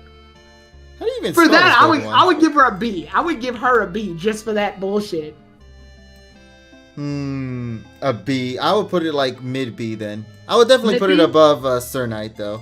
Okay, all right. Yeah, I can live with that. Okay, but now let's talk about the extreme vibe check. Hatena. Oh yeah, Hatterene. You Hatterene. need Surfetch. Sir Knight is fucking Gardevoir. Yeah. Oh, okay. Well, that's what I'm- Hatterene. Hatterene gets an A to me. also because of the Dynamax or Gigantamax form, I should say. Yeah, so below, Yeah, and so she's above, bad. above Yamper. Yes. That's Above fine. Yamper, but below Grimmsnarl though. Yeah. I Also, can can we take a second to also appreciate its dex entry as well? Where it's What's its like, dex entry? it says here, this Pokemon can read the emotions of creatures over 30 miles away. The minute it senses hostility, it goes on the attack. Yeah, it's the same as 30 it's the same as miles away. it's the same as Hatterene. No, but this is the Gigantamax Hatterene description Yeah, right here. and I love fucking what's it, Blissy's Pokedex entry. It says emotions and senses that you're in despair, it'll help you. So somebody put in parentheses, so they're basically natural enemies. Basically, they're like, oh man, that makes me sad. And then We're not somebody the made a same- JoJo picture where it shows Hatterene walking up to Blissey, and she's like, "Oh, you're approaching me." I can't comfort you if you don't get any Yeah. closer. So what's the next one? What's the next one, Richie? Let's make this one the last one as well, I guess, to cut How's things. it? Galarian Yeah. Wheezing. Wheezing? Oh, Yeah, liked him. remember that I liked him Remember that during his Pokemon reveal, and freaked then they stopped talking about him. Oh, Doug Dimino, owner the Dimsdale Yeah, Dimmadome. the Dimsdale Yeah. Dimmadome. For that, he's gonna get a Dimmadee. I'm just kidding. Dimmadees. Boo. No, No, he's let's rank absolutely him higher great, though. than that. He's Yeah, he's absolutely great. He's Let's give very, him a- very different competitive. Yeah, he's really good. He And somebody shuts down says S for the everybody's- Gasu.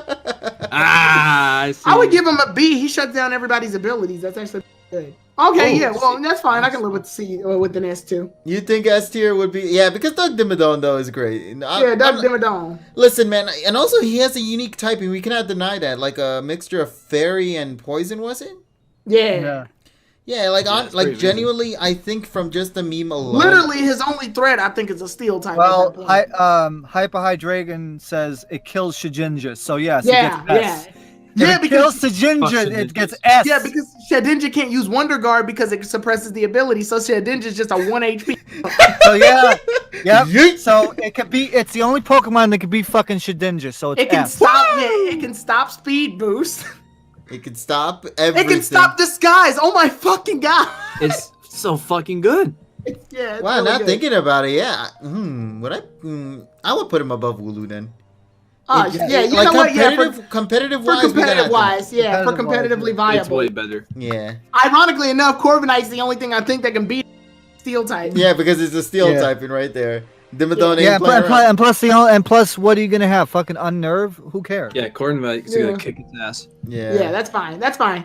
All right then. Well, I think that would be the perfect opportunity for us to go and wrap things up. Then why don't we? For this Yeah, I think particular that's a section. nice. I think we made a pretty balanced part 1 list. Yeah. So Just make What is sure it, it's part safe. 2? yeah, I got to figure out how to save this for later, man. If not, I'll just go back to the stream and look at this, and then just reorganize everything back before we start the stream again Screenshot next week.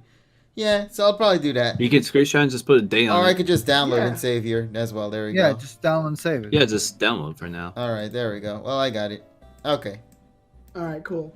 So that's part 1 of our list. Yes. I So there like you go, it. ladies and gentlemen. Yeah, I think it's pretty balanced. Yeah, I think so far we got things done. Now, of course, ladies and gentlemen, we're not going at it just purely on stats and everything. This is just our opinions on We're how doing we think. aesthetics, stats, like a lot of Yeah, stuff. we're making a big mumbo jumble of this one, and overall, I hope you guys enjoyed it as well. Of course, we have the second half that's gonna be focused on all these other Pokemon that I really don't know much about, and I'm very excited to see more about them later down the road. They look really creative. Because, like, this game does a really good job. Look at all the Pokemon that I didn't know fucking existed until the game came out. Yeah, like it's incredible. Like this penguin. Penguin with the ice cube.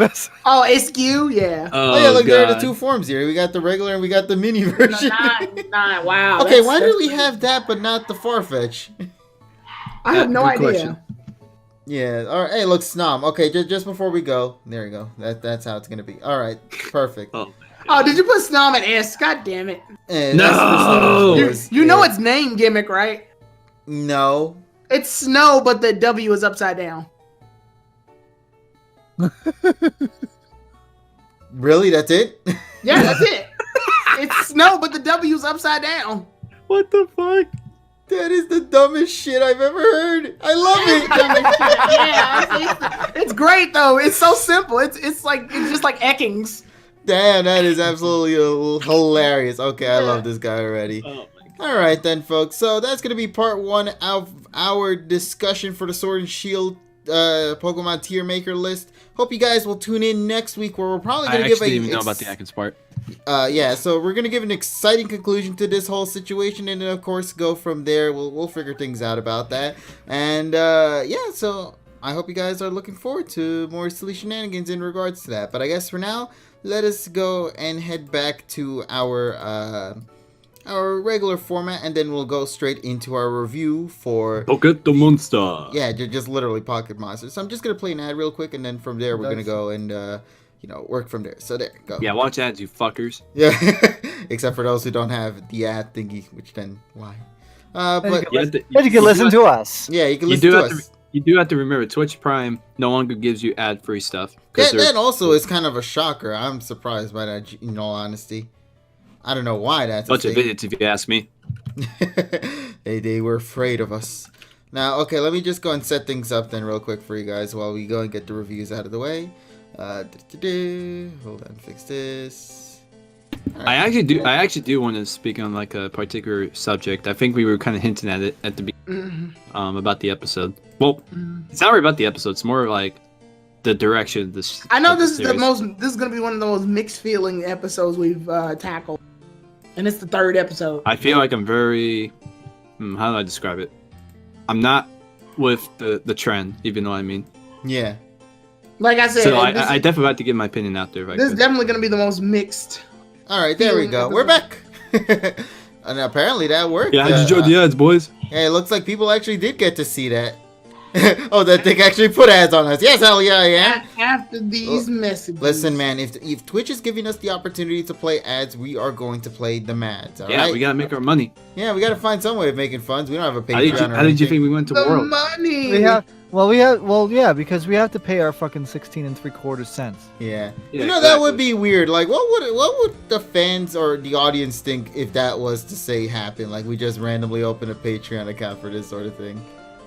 I always thought about these kind of things when I try to create stuff like this moving forward in the future, but it's like, it's a little risky because it's like, feel like I'm not prepared to do something like that yet because I have to prepare other topics to include to Patreon users who are going to put their money down on it, you know, all that kind of stuff. It's a complicated mumbo jumbo of a mess for sure. But that's Mumbo a jumbo. topic for another day. You know, we're not here for that because that's not something to have at the moment. But the thing Because we our need to name go is and talk not Vince Offer. not yet. But for now, let us go and take a second to talk about, and by a second we mean probably an hour, on the recent episode of the Pokemon. I was gonna say Sun and Moon, but it's not. It's just Pokemon. It's not Sun and Moon. It's just Pokemon. Pocket the Monster Pocket the Monster. 2019. 2019. Yeah. So Pokemon. I can't wait to see what America's gonna call this. It's gonna be just Pokemon. There you go. All right. Actually, let me close this because I almost forgot to close that. There we go. Perfect. All right. Let's get at it then, boys. So, I want you guys to take this chance right now to go and talk with them real quick. I'm just gonna go and check on something real quick in the back. So I'll be right back in just a couple of seconds. So you guys take it away for me, please. All right. So. Go for it. I guess I'll give a quick summary of the episode then. Fuck it. So in the episode, they get their first real mission. Ash and Go wake up, and because they wake up, they're actually greeted to a large feast to get them started. They're eating in the kitchen. I actually do like this because it just shows how they act in a eating environment. When they're done eating, though, they receive heard that there's a bunch of Ivysaur and Bulbasaur tracking the town of Vermilion. So they got to go investigate. Ash and the others go to investigate, but they see that one of the Ivysaurs is caught up in a dead-end area. He tries to get forward. Ash tries to help him because of just pure instinct. Go tells him not to do it because they were here strictly to investigate and nothing more, and they want to figure out the reason they don't want to disrupt it. Ash just naturally wants to help people. So because of this, we see a bit of a conflict between Ash and Go. Ash is the type of person who follows his instincts and is adventurous. Go uses a lot of logic, but because of his shut-in like nature, when Ash sort of throws him off to the wind by that, Go gets a little turned off by Ash's attitude, but he later learns that Ash has had life experience versus Go's just books and stuff. We can see this because Ash climbs the wall a lot easier, although I do like the attention to detail where Ash is a better climber. They've said that repeatedly in the show. Ash is a better climber. Go struggles. But Ash still helps him up because it's common nature. Ash is the type of character where even if the characters are having conflict, he'll still go out of his way to help people. Go picks up on this and helps him get up there. He's not fucking proposing. So after that, once they finally make it up to the top, they learn that the reason that the Ivysaur and Bulbasaur are there at the old construction site where the Machop are working on building a new gym. Rest in peace, Lieutenant Serge. The sun is out, and the sun is necessary to give Ivysaur and Bulbasaur the energy they need to evolve into Venusaur and Ivysaur, respectively. However, Team Rocket comes in, and since Ivysaur and Bulbasaur are in the plentiful, they want to try to steal them. Instead of using regular Pokemon, they're going to be using Gacha Pokemon, so they're basically going to be using random Pokemon, and it leaves a note that shows the attacks that they have. Tyranitar and Gyarados come out, and Pikachu does really well against them. Like, Jesus fucking Christ. Ash steps up to defend Ivysaur and Bulbasaur. Because of Ash's bravery, though, this gets to Go, and he learns the type of character that Ash is and that he truly loves and cares for Pokemon no matter what the situation. Because of this and Pikachu's anime shonen power-up, it's able to defeat Tyranitar and Gyarados and blast Team Rocket off. After that, Ivysaur evolves into Venusaur, and the Bulbasaurs evolve into Ivysaur. Because of this, they learn the investigation, and also it makes all of the flowers bloom. And then, what's her name? The girl? Koharu, yeah. Koharu is given note that she spent all day at school cleaning the flowers because they had actually bloomed because of the pollen, and that's in the ending result of Bulbasaur and Ivysaur. So after that, though, the episode pretty much ends with Ash and Go actually befriending each other, and Go learns that they were friends the whole time, and that one little conflict isn't enough to break the bond that they're clearly established. At least with Ash, the episode anyway. ends. Yeah, and the episode ends. Two things I just want to say real quick. One, I hope to dear God that this continues to happen in regards to Ash and Go to continue doing adventures, and the actions that they take end up causing Koharu to do extra shit at her place. Because that's absolutely hilarious. I love that gag already. Yeah. If that's a gag, that would be great. Also, I'm pretty sure that the writers are doing it to kind of unintentionally please the BL people, because you know that there's going to be, because if you have ever been to a BL section of a bookstore like I have been and see the freaking flock of women, you know that there's going to be at least give some of the doujinshi some ideas for C97. Oh God. Because you know that's going to happen. Written. You know that is going to happen. I mean, that's I suppose. It's that hint, and you know they're kind of doing that because, well, what the fuck else can they do to try to appeal to a wider to a more audience? I think what they're doing is that they're slowly trying to get, like Tia said, like they're trying to get Koharu involved in Ash because she's really put off by them, actually. Like, she cares for Go as a character. Yeah, but do you understand what BL is? BL. Bilingual. No. No. Oh. It's biscuits and lettuce. Jesus. Oh, God. Biscuits and lettuce. Biscuits and lettuce. No, what is this? Go ahead, Tia. Let's explain. BL is boys love, man. Woo! Also, Ash has a smartphone. I forgot to mention that. Oh yeah, they talk about that. He's like, "Do you have a smartphone?" That's funny. Yeah, he just gives Ash a smartphone like that easy. First of all, we know it's not Apple now. Yeah, no, it's some weird Rhoda. Like, they have to confirm it's not Apple, because if it was Apple, Ash would have been given the phone, and then he would have been given the batteries. Then the audio IC would randomly die. Right, and then he'd have to pay for a new one next episode. That shit blows up every episode. Then you have to send it to Jessa. Yeah. The mail it to Uh, Jessa. But yeah, I thought it was to get Koharu slowly involved with Go and Ash because what they were doing, and even you can see it even in the opening where she's sort of like at a distance with Ash and Go, but you could see her like eventually joining them. Yeah, it's like a gradual growth. But I already know this episode is the kickoff to a lot of people saying why that won't be the case, and that's. Let's just say there's some very yaoi reasons why that's not gonna work out. Not yet, anyway. Oh my Give God, it 3 years. Stacey, get rid of that fucking picture. You're supporting what the fuck. Listen, man, this slideshow is doing that shit, okay? Not Because me. Ash is apparently a power But you're the bottom. one that puts it in there.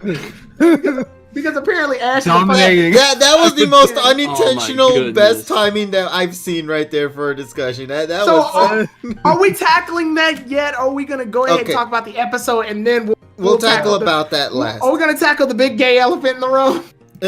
The big Oh my no, that God. gay elephant doesn't show up until far later into Sun and Moon. I was gonna say it again. God damn it! Just Pokemon. Just call it Pocket Monsters. Okay, and Forget Pocket the Monsters. monster. It's so weird. But a couple of things I have to point out. I mentioned already. First thing I love, is that Ash and Go's actions are causing Koharu to do extra work at her place. So I'm hoping, like, when they're in Galar, the shit that they do in Galar for some reason affects Koharu back in Vermilion City.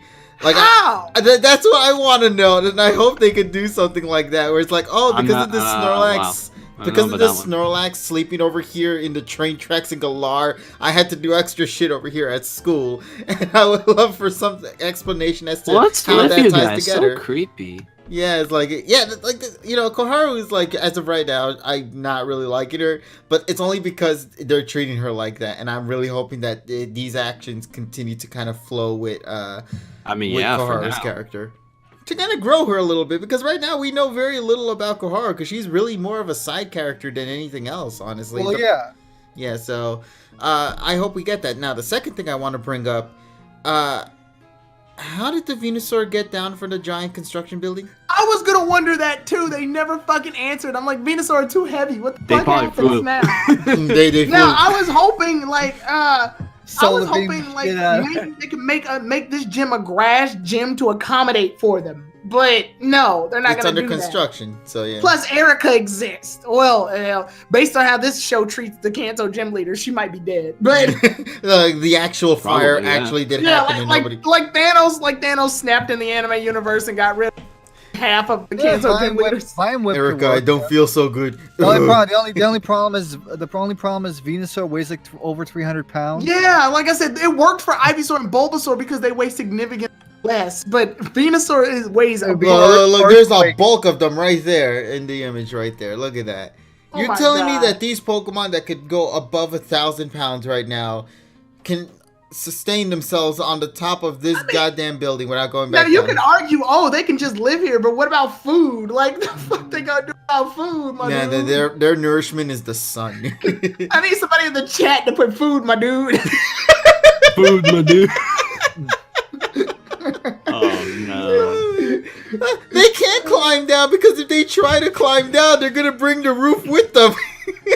The construction people, the Machop and the construction people are gonna have to make elevators for them later. Yeah. They're like, god damn it, now we have to actually do extra The work. damn Venusaur's at it again. And then Koharu's involved in construction for some odd reason. Oh too.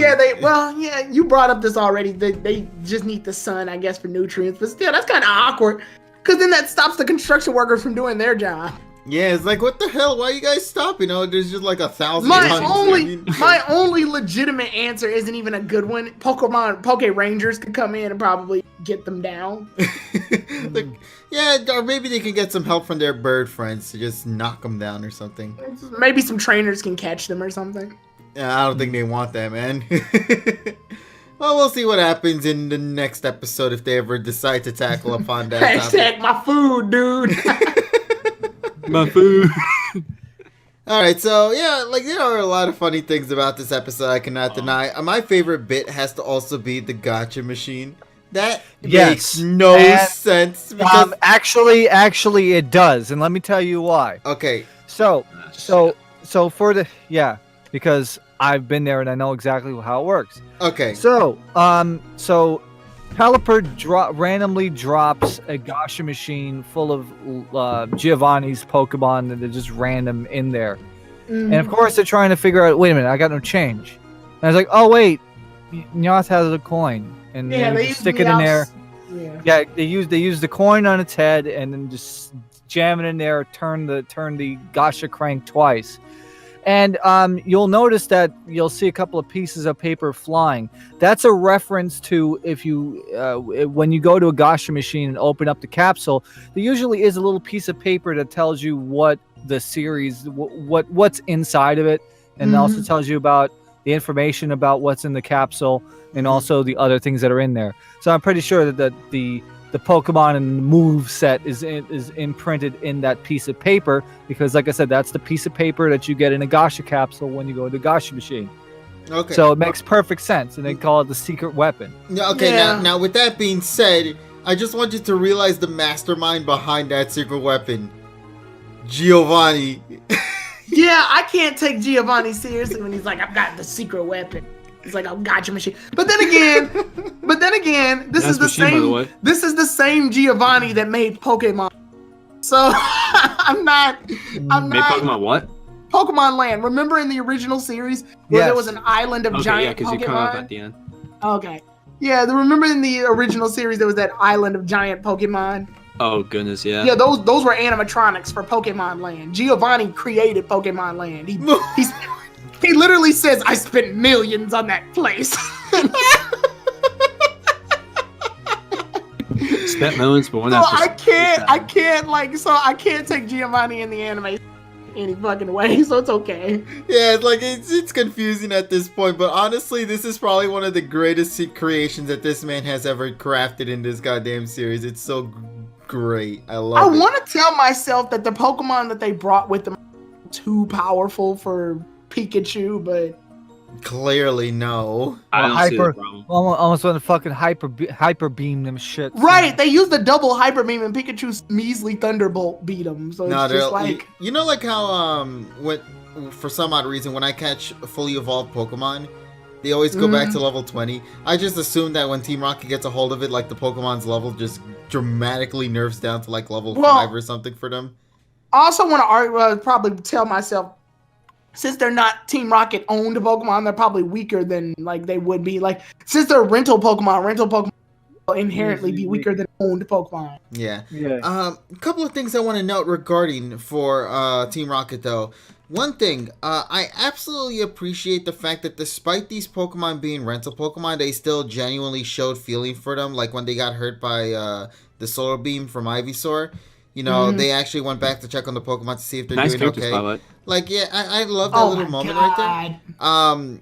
The second thing I also appreciate regarding Team Rocket as well within this episode, I love this little detail where James is the one that's commanding the Pokemon to do its legitimate attack, where Jesse is just saying, do something powerful, or do this, or something like that. Like, it's been something that Jesse has done throughout the series of Pokemon. Because James is more involved in battles. Yeah, than Jesse. And you can clearly see that here in this one. And I think I just love that kind of mix right there. It's James is like, Tyranitar, you stone it and just fuck him up, Gyarados! And the Gyarados seems to be pretty cool with it. He's like, okay, sure. All right, I'll use Aqua Tail, I guess. He seems used to it looks like. So, yeah, like, I really love that. I think that kind of chemistry works very well with Jesse and James and kind of gives them a little bit of a difference to kind of... I'm on the contrary with this one. Well, it's not that I disagree. It's just, okay, you pointed it out. I love that Team Rocket does take care of the Pokemon. That makes them look good, but it makes Team Rocket look weird. Like the organization itself. Well, when haven't they been weird? Exactly. That's true. Well, to be fair, when haven't they been weird? That's absolutely true. It's just like, I don't know. It's just when I see, I guess it's because Giovanni openly made himself involved in this episode. Yeah. By giving him those rental Pokemon. So although to be fair as well, it kind of harps on the fact that Team Rocket has no potential. But no, I was gonna say if like Giovanni's Persian were to get hit, I'm pretty confident Giovanni would show some form of emotion. You fucking monsters! Exactly, he would curse at the kids. He would be like, you attacked all of our Pokemon. That doesn't mean you have to fucking hit Persian. What Yeah, did they you ever do fucks. to you? You bastards. No, but seriously though, the whole gotcha machine and whatnot, I absolutely. Oh, another thing I also want to bring up before I forget, that whole matchup thing. I think that's supposed to finally be the reference. Yeah, that's the Vermilion City reference. Yeah, finally some continuity in this goddamn. I wish anime. it wasn't a gym though. I wish it was like an observatory. Okay, why do we need a secondary gym amongst the first gym? Is what I Yeah, like. like rest in peace, Lieutenant Surgeon. I know Polly said this before, but because Polly and Nessa were the most let down by this, because that means Lieutenant Surge is basically dead. Well, to be fair though, Lieutenant Surge is a badass though, and you wouldn't want him to go away, you know. Yeah, but that's in this episode they kind of like throw him away because they're in Vermilion City and there's no Lieutenant Surge in sight. Yeah, I was a little bummed out by that, but I feel like maybe this could be Lieutenant Surge rebuilt. You never know. We need something different to separate this Kanto anime That's what I from think it everything is. else. Maybe he retired. Somebody says, "Well, he technically is a lieutenant, so maybe." Maybe. Yeah. Maybe he's in war. I mean, the only reason I wouldn't be inclined to say he retired is because Blaine exists and he's way older than Lieutenant Surge. To be fair, everybody has their own concept of when they want to go, you know, and all that.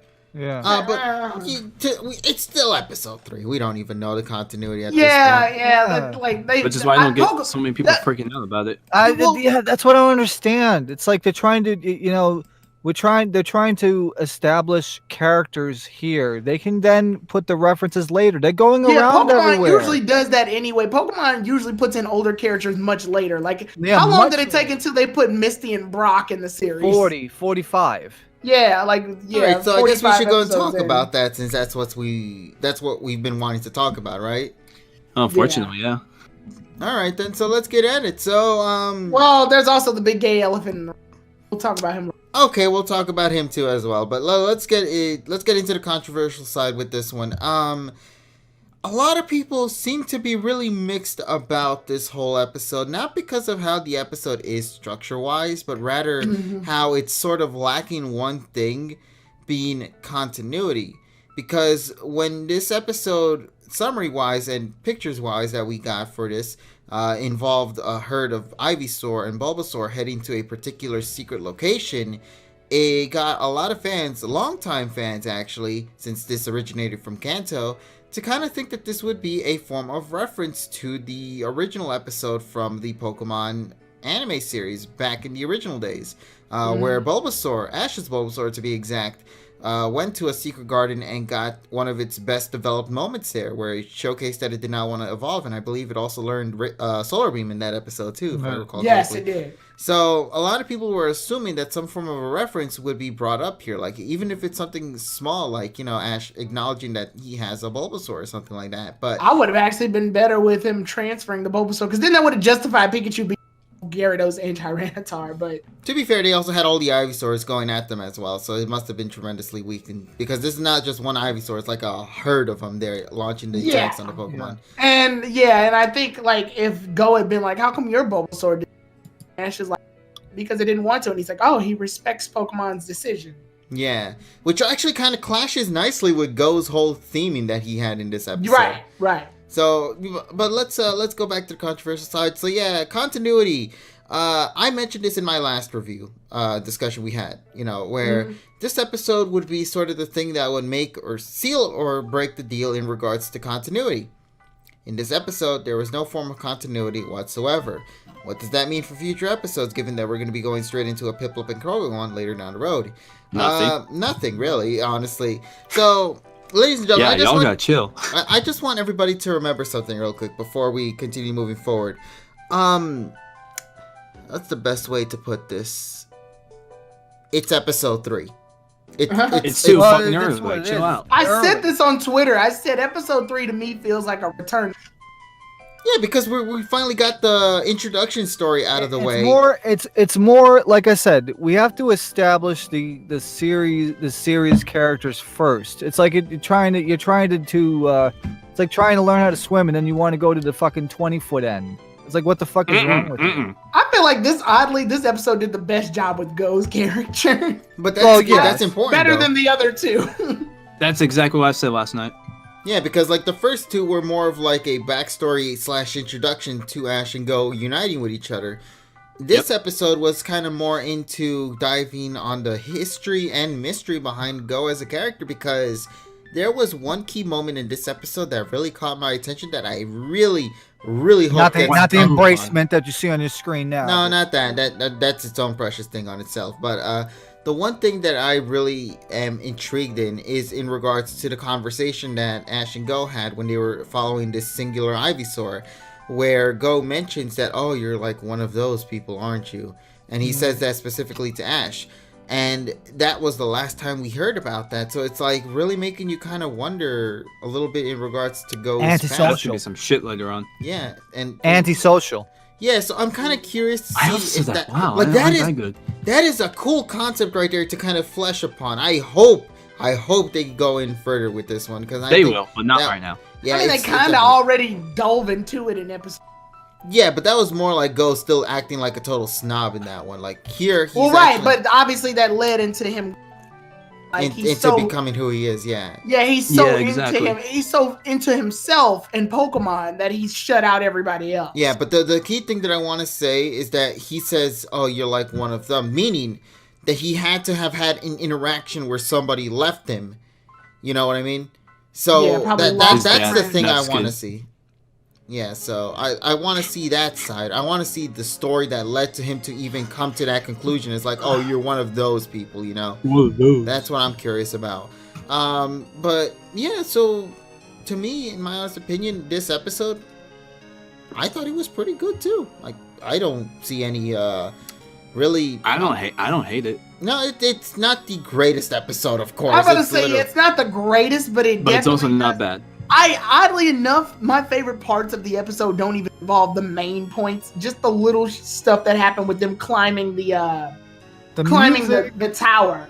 Like them climbing the tower to me was good only because it does a great job of showing and not telling. Like characters don't have to openly say who they are or how they act. I love that Ash is more athletic than Go. I like that because Go's a know-it-all. So it was really cool, and Ash has he's literally been around the world already, with the exception of Galar. Which he'll be in soon enough. So you could see his life experience. He's climbing up the wall, he's like helping Go up, he's fighting, he's holding his own against Team Rocket, like he's competent. Yeah. Whereas Go, he's more on the technical side. He's trying to use his knowledge and to do it. And the other key thing I want to bring up I'm glad he doesn't have Score Bunny yet, because I actually am glad that Ash is holding here, because it shows how competent he can be. Yeah, and showing that side to Go without any interference whatsoever. Yeah. With that being said, there is one last thing I want to bring up before you guys continue. Another thing I love, if you really think about it, their discussion that they had regarding, experience and knowledge and all that sort of stuff that you saw, in like how Ash wanted to help the Pokemon versus Go wanting to let the Pokemon do things by themselves. Yeah. There was no wrong side to that debate. Oh, yeah, I love philosophies that don't have a wrong answer. Because, like, even when Ash tried to whack Ash out of the way, and he was like, told you. Oh, you cut off there for a second, buddy. Oh, so like I said, when Ash tried to help Ivysaur out, Ivysaur thwacked Ash out of the way, and Go said, "See, I told you." Like, so there was a time where Go was right, and then there was a time where Ash was like, there was no real wrong philosophy in this episode. Yeah, and that's the part I love the most, is that these two still came out, on top. Like nobody was in the fault, because at the end of the day, they both are right in their own respective mind. It's okay to help, but it's also okay to allow them to kind of do things on their own, because it's much more appropriate for them to do things on their own as they need to, because what happens when they're gone? How are they going to live on themselves, It also teaches Go that different philosophies doesn't mean friend versus not friend. Like if you follow a different philosophy than someone else, that doesn't mean you're immediately not going to befriend them, which I think is really funny, especially considering this particular situation where some people are like, look, either you're for this series or against this series, or like, the world isn't so, pardon the pun, black and white. It's full of layers of complexity. No, it's a dangerous tour. That's what it is. Yeah, that. It's full of complexity. So when you see two characters who differ in terms of persona, that doesn't mean they're not friends. They just see things differently. Exactly. Which isn't bad at all. It just kind of adds a little bit more to them and their chemistry that they share with one another. Because now that you see a little bit of difference with each other, you can kind of get an idea of how things might play out moving forward. Well, it's that old saying, opposites attract. Exactly, and I think this anime is probably going to be that sort of serious. The only thing I just hope for is that every episode does not be something like this, though. That's the only thing I'm asking for. The structure wasn't that bad. No. I mean, like, it's fine now, but I don't want to see an abuse of that said gimmick be played out dramatically every single episode. I personally don't think so, since they're gonna have quite a variety of regions to explore. So I'm pretty sure that they're gonna have a lot of flexibility in terms of the writing. Mm-hmm. Yeah. I also say this because now that Go has at least learned how Ash thinks and how Ash views certain things, it would only make sense for Go to be like, okay, I don't agree with it, but I want to see how it plays out, you know? Instead of like, I just don't agree with you, so we're not going to do it. That's what I'm saying. I hope that they kind of like allow Go to slowly adjust himself to how Ash is as a character and what makes him be who he is, rather than just completely oddly enough, this is only the second series where I've seen philosophy clash like this. The first one being Best Wishes. But surprisingly.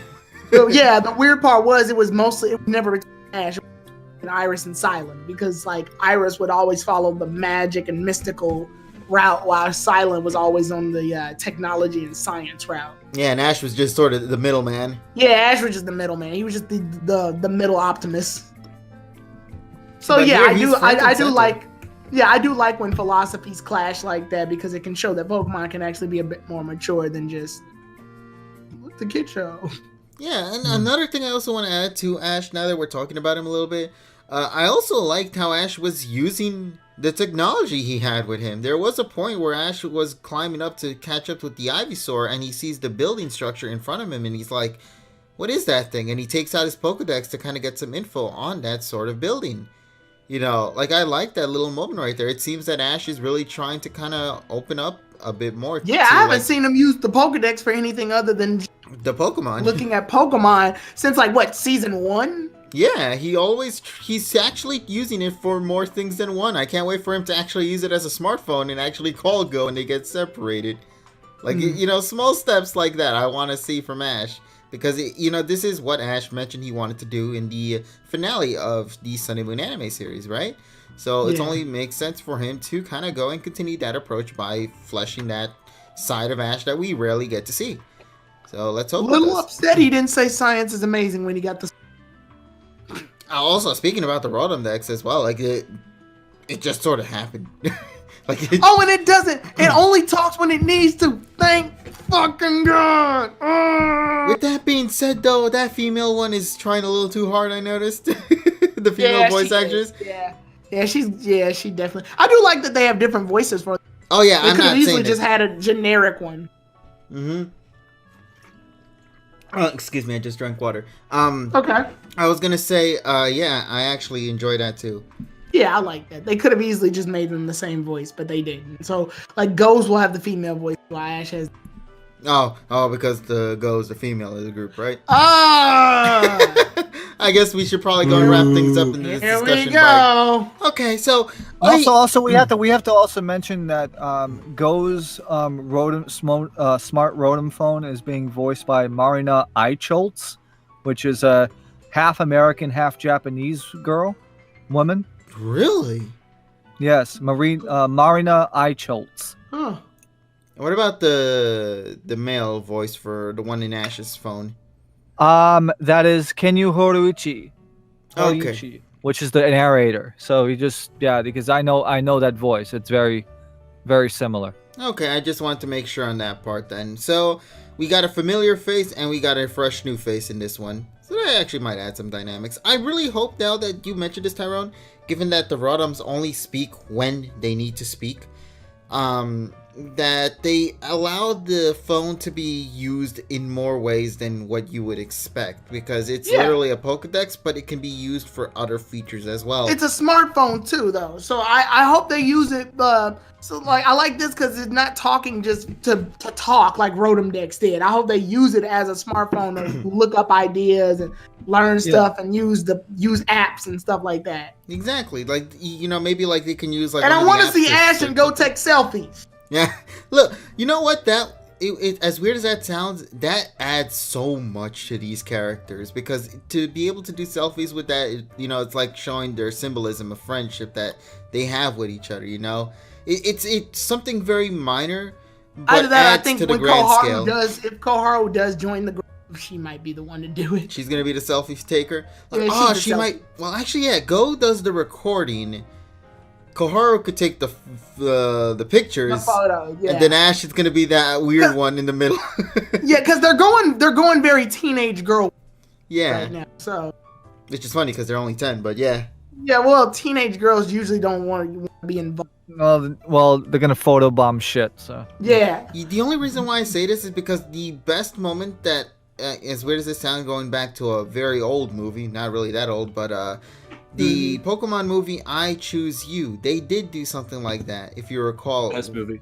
Where I think it was Verity who Yes. took photos of Ash and her, JK. as well as who was the other guy? Verity, Ash, and what was the other person's name?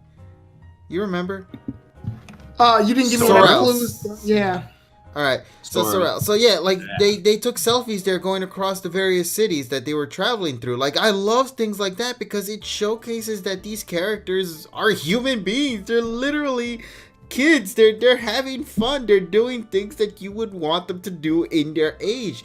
It might seem very minuscule when you just look at it at itself, but when you see it as a whole and what it offers to the show, it's something refreshing because it adds so much to the bond that both Ash and Go are going to be having with each other in this series. If even a simple selfie pic, I think that would be nice. Like, maybe Ash and Go are taking pictures, they're looking around, they see the vast land of Galar, they want to show this off to the professor.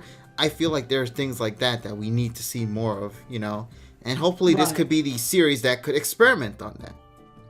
Will it happen? I mean, I don't know. We'll find out soon enough. It might. Yeah. Yeah, but what do you guys think about that, though? Do you really like that concept, or how would you like to see it play out with the phone device? This is the type of series that will do, like, little stuff that I can see like that, where they just small actions, because you can even see it in this episode. Just small actions will show off the characters and how they interact and their character development and things like that, because not a lot of anime I've seen have been doing that with, other than like the movies, like Weathering with You and A Silent Voice and stuff, where characters just do stuff not because it has a specific purpose, but just to be in the world. It's a relatable situation. Yeah, just to be in the world. Like, I have not seen a lot of times where characters just do stuff for the sake of, interacting with the world that is invented. Yeah. Because essentially, when you create a fiction, when you're creating an anime series, a manga, a storybook, or anything, you've created a universe.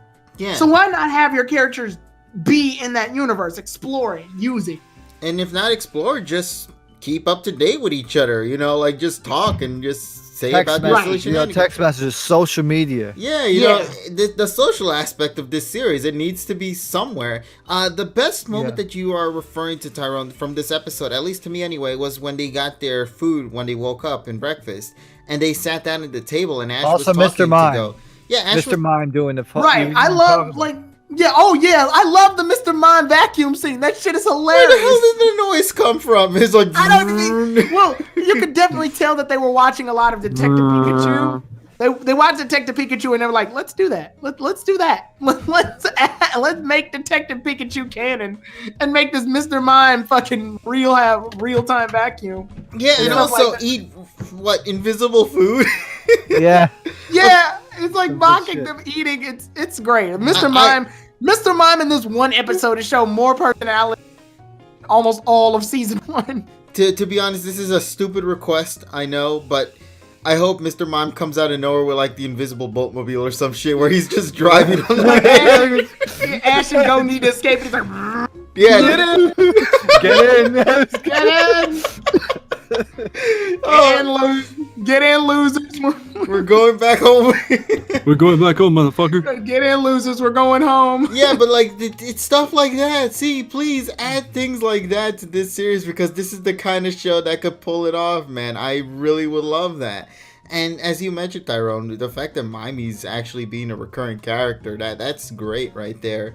But going back to what I was saying before regarding the conversation, like Ash was talking with Go about like how he was using Pikachu's Thunderbolt attack on something, and it's like, it's stuff like that, you know what I mean?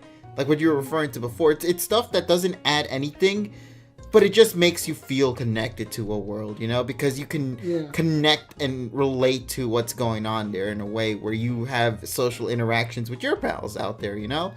It's stuff like that I want to see more of. And hopefully it can be that series that could nail it right. Sun and Moon definitely put the stepping stone for it. You know, now let's hope Pocket Monsters could be the one that could push forward with what was being given already.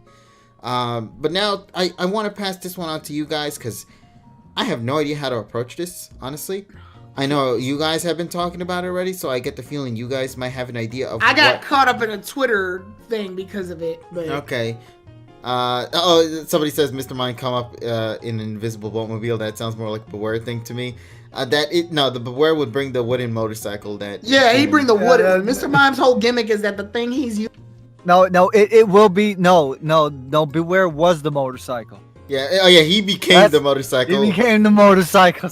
I just went, you know how Mr. Mime has the invisible boatmobile, he crashes and Detective Pikachu goes, oh, he's going down hard, Tim. Sure, what helmet? Sounds like a shit from Home Improvement. That's what he says in the movie. Yeah, that's what he says in the movie. He's going down hard, Tim. Yeah, I don't think so, Tim. But okay, let's go at this, Tyrone, because I mentioned, I have no idea how to approach this, so I think you might know better than all right, I do. so and I'm sure TSS and Richie can follow up on it because you guys have seen it on Twitter too, right? I have no idea what's going on. So let's talk about Ash and Go's relationship. Yes, best friends, right? It's a child show, and they should just be best friends, but people gotta ship them. If it exists, people have got to ship them. And I don't think we've actually tackled a big shipping thing since what? A more shipping way back in X and Y? We didn't really tackle, like, we mentioned shippings in Sun and Moon as jokes, but people are going full force with this, like, pocket monster shipping or whatever it's called. Go ship. I don't even know what Go shipping, yeah. But the idea basically is that Go is a, some people are saying Go's a top, Ash is a power bottom, all of that nonsense. What? Jesus. Hold on. Let me. And I just gotta remind everybody that this is a fucking kid show. That doesn't stop Dojinshi, okay? Oh, of course it's not gonna fucking stop Dojinshi. But Jesus Christ, like, the problem with this is, and right, the image that was just on screen and the image that showed. I might be one of the problems then because I posted that. Right, exactly. So it looks like Ash is being proposed to by Go. I'm like, guys, this is episode 3, and I'm not against homosexuality. That's not who I am. Love who you love. I've always been a supporter of all types of, whatever you're into. Right? I'll support it as long as you don't bang sheep in the middle of a field. Yeah, don't do animals and don't do children. That's gross. Exactly. But. The thing about it is that a lot of people are saying, oh, well, Ash and Go, Go's clearly blushing a lot. Now, TSS, I'm going to count on you for this one because I know you can back me up on this. Yeah. In Japan, blushing means a lot more than just having affection for somebody. Yes. It's more than that. It's a form of flattery, but it doesn't have to be relationshipy flattery it can also be admiration if I'm not admiration. I mean, that's or embarrassment. I was just about to say yes, and embarrassment. And we've already established that Go does not open up to people like that. He is not the social butterfly. Yeah, that Ash is. So because of that, when Ash does something that's admirable, Go was impressed by it. Yes. It doesn't mean he was having a fucking bone zone. He didn't enter the bone zone, people. He just was very respectful about how Ash chose to approach things. Yeah. surprising. You know, it's just a kind of a I wouldn't say bewilderment, but right. more And of I'm not trying to put down a potential homosexual relationship for as much as that would be because the great. problem is writers of any anime, they sneak shit in because they can. Right. And I'm not trying to devalue it because, oh, it's homosexual. No, I'm not doing any of that. The thing about it is, though, is that if something's pushed in fiction for reasons other than, oh, this would look awesome, that hurts it ultimately. If you try to push a relationship between Ash and Go like that simply because you think your fan fiction needs to come true, that's gonna hurt the series. That's not gonna help anybody. I mean, look what Because happened to at the end Emotion. And besides, if you do not know how to write storytelling, then you shouldn't be writing stories. Yeah. Now I know we just got done talking about. What about the effect story? You're cutting off there, Tyrone. You should repeat that again. Sorry, yeah, I fix said. that, Now buddy. I know. Earlier we talked about things where it's like what actions that don't openly affect the story but bring the world to life.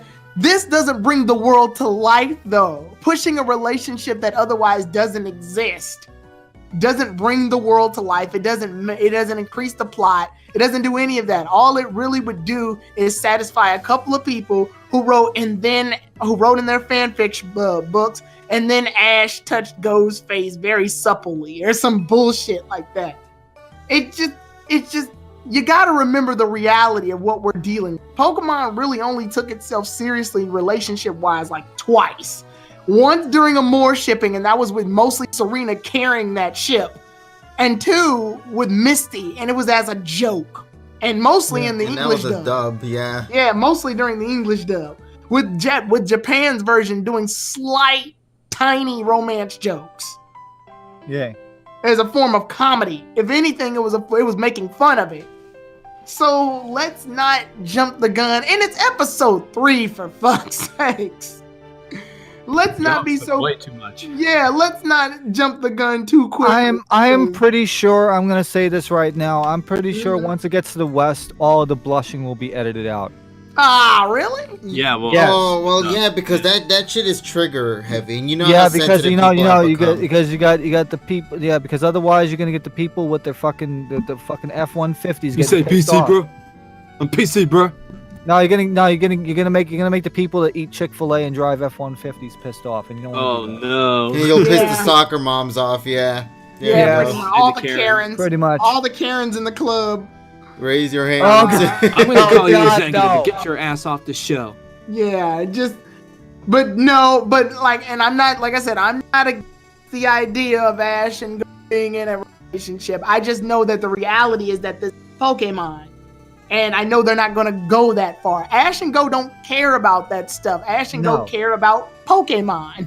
So it would be completely illogical for them to stop everything and just like Ash is like, all right, the next mission we have to look for fucking Munchlax, and he's like, wait a minute, Ash, what? And just like he slams him against the wall and is like, Oh my God, the fucking. yeah, like it's not gonna enter that territory. So Oh guys my are God. thinking- You're not gonna have like. You're not gonna he's have, not like, gonna enter the bone zone, people. No. You know, Tyrone, you bring this up, but now I'm thinking it in my head. You know that one meme image where it's like the 4 steps, where it's like you put your hand to the wall, then you put your hand to the other wall, and then your legs up on the wall as well, and that's Ash right there with Go on the bottom, just kind of, you know, cowering, I guess. You know which meme image I'm talking about, right? Yes, I do. The only problem is you're gonna probably see that it's as a C97 artwork or some shit. I'm just saying, I would love to see something hilarious like that, though. Internet, do your job. Do your job, internet. I think Exactly. the internet's already doing that. To the internet, then. Right, to the internet. We went on the Yeah. internet. We went on the internet today, and we found this. Oh. Oh. In this episode, the 2 scientists were introduced, but they were introduced just like this. Hey, those Yeah, are the one 2 scientists. They was barely late had for a work. speaking role. One was late for work because the fucking bus showed up bad. I That do thing like was the that, most though. relatable I shit I've seen. Yeah, I actually like that because that's some real shit, though. Yes. I like that. That was cool. Other than that, they didn't get any, like, really. No, but I think that what we got was still Hey, enough. these are your 2 scientists, buddies. Hey. Yeah, and I think they can add a lot. I feel like this isn't going to be their episode. They don't need No. this to be their episode, Yeah. of course. But I do genuinely I like the that. blue-haired one. She's pretty though. Oh, she's she has like that sleepy eye kind of design to her. Oh my god. What? She's legal. Yeah. That's kind of fun. Hey, listen, I think she has already a relationship with that Go spiky hair for it, dude. Richie. Go for it, ruin Richie. me, all right? I'm trying to have confidence. Don't worry, buddy. I don't blame you. I don't blame you one single bit. But yeah, so to be honest with this whole situation that's going on, why? Yeah, it's just because ships. And yes, before you guys comment real fast, no Professor Cooey and Burnett had a marriage thing going, and yeah, I just said Pokemon doesn't really do relationships. They don't, but guess that marriage was like once it was over, that was pretty much it. They never really like the show didn't stop what it was doing to focus on it. That was literally the last thing they did for the show, which was the best way to do it. Honestly, you don't see Ash coming into the house and every time he comes in, burning and make out. This is Pokemon, for fuck's sake. Yeah, they don't do that. I don't even think they kissed, did they? Not on screen. No. Oh. No, wait, no, wait. Their cups kissed. I'm sorry, not they kissed. Yeah. Somebody said they did in the wedding though. Somebody did that one. They did in the wedding, but that's the wedding. It wasn't really. Yeah, Ash didn't come home and it's like Professor Cool. Never guess what. Yeah, he's not gonna have. Nah, he's not gonna show fucking tongue and shit. He's like French kissing. You're supposed to be on your field. You're supposed to be on your field trip, Ash. No. Just imagine opening the door. It's like, what the fuck? Hello, Pikachu into the bone zone. What kind of Pokemon is this? Oh god. Alolan sex. Very unique. Galar started me. Yeah, that's for sure. Oh shit. Oh my god. It's very unique indeed. Oh god, my sides. You know it's a good joke when you made TSS cry about it. Oh my god. I'm horrible. We're horrible people. Are we? We're just unprofessionals. And now with that being said, let's talk about the preview because we're very fucking excited because we're going to fucking bunny. Winden. We're going to Yeah, Winden. we're going to Galar. We're going to Galar and Winden. one We're or two going to episodes. see that I'm wonderful surprised they're train going to Winden so quickly though, because Winden's like toward game. Wait, I don't think it's Winden though. I thought it was an It exclusive is Winden town. It because is of the Winden fucking- because of the It battle is tower. Winden because no, it's not only because of that. It's because of the big ass train station. Yeah, it's Winden. That's crazy. It's Winden. Interesting. Okay, I could have sworn that the summary we got was like saying, "Oh, they're going somewhere else that's nowhere near that spot or something." Nah, No. they're going to Winden. They're going to Winden because of the fucking train station. Huh, Yeah. interesting. All right, so we'll find out soon enough in regards to how things are going to be structured. But yeah, it turns out that the Pokédex, for some reason, is also having issues scanning a Pokemon. What could that mean? Well, it's simple. You. Score bunnies are dirty, buddy. Also, one of our admins on our site, on PM, Juno, actually made a really good point, because actually there is. Hold on, I'm gonna give you two links here in the Discord chat here. Okay. One is from a preview, and one is from the episode preview. So that's the one that was originally done. And this is the one from the preview. Yes, the score bunny for some reason was dirty. The is score the bunny is newest. dirty. Dirty, Mm. yeah, dirty instead of like not dirty. Yeah. Clean? I assume I this don't was get it. intentional, so that way they could hide the fact that this is gonna be a plot point moving forward. Is what's going on here. With that being Yeah. said, though, it's a little funny thing, and I wonder if there are any more edits that we might have missed out on that are gonna probably be held on later down the road. You know, it's like something like that really threw us off. I guess it's like, why the hell is this bunny now? Just like Go's reaction to Nyark talking. Yeah, I love exactly. Yeah. He's like he responds yeah as well, and just starts taking photos, and Meowth's like, yeah, I don't know how to handle this sort of situation right here. You know. No, it's like oh, he looks like a troubling kind of person. Oh, speaking about that though, can we talk about the Juddy Boy scene where Go was? Yeah, Joddy boy, yeah. Juddy boy? Yeah, so Joddy boy. pretty much like Team Rocket and Ash, they're bros at this point, because it's like they gave a nickname to Ash, and Go was like, Juddy Boy. What's that? What? Like, what the hell? Twerk. What does it mean? Right.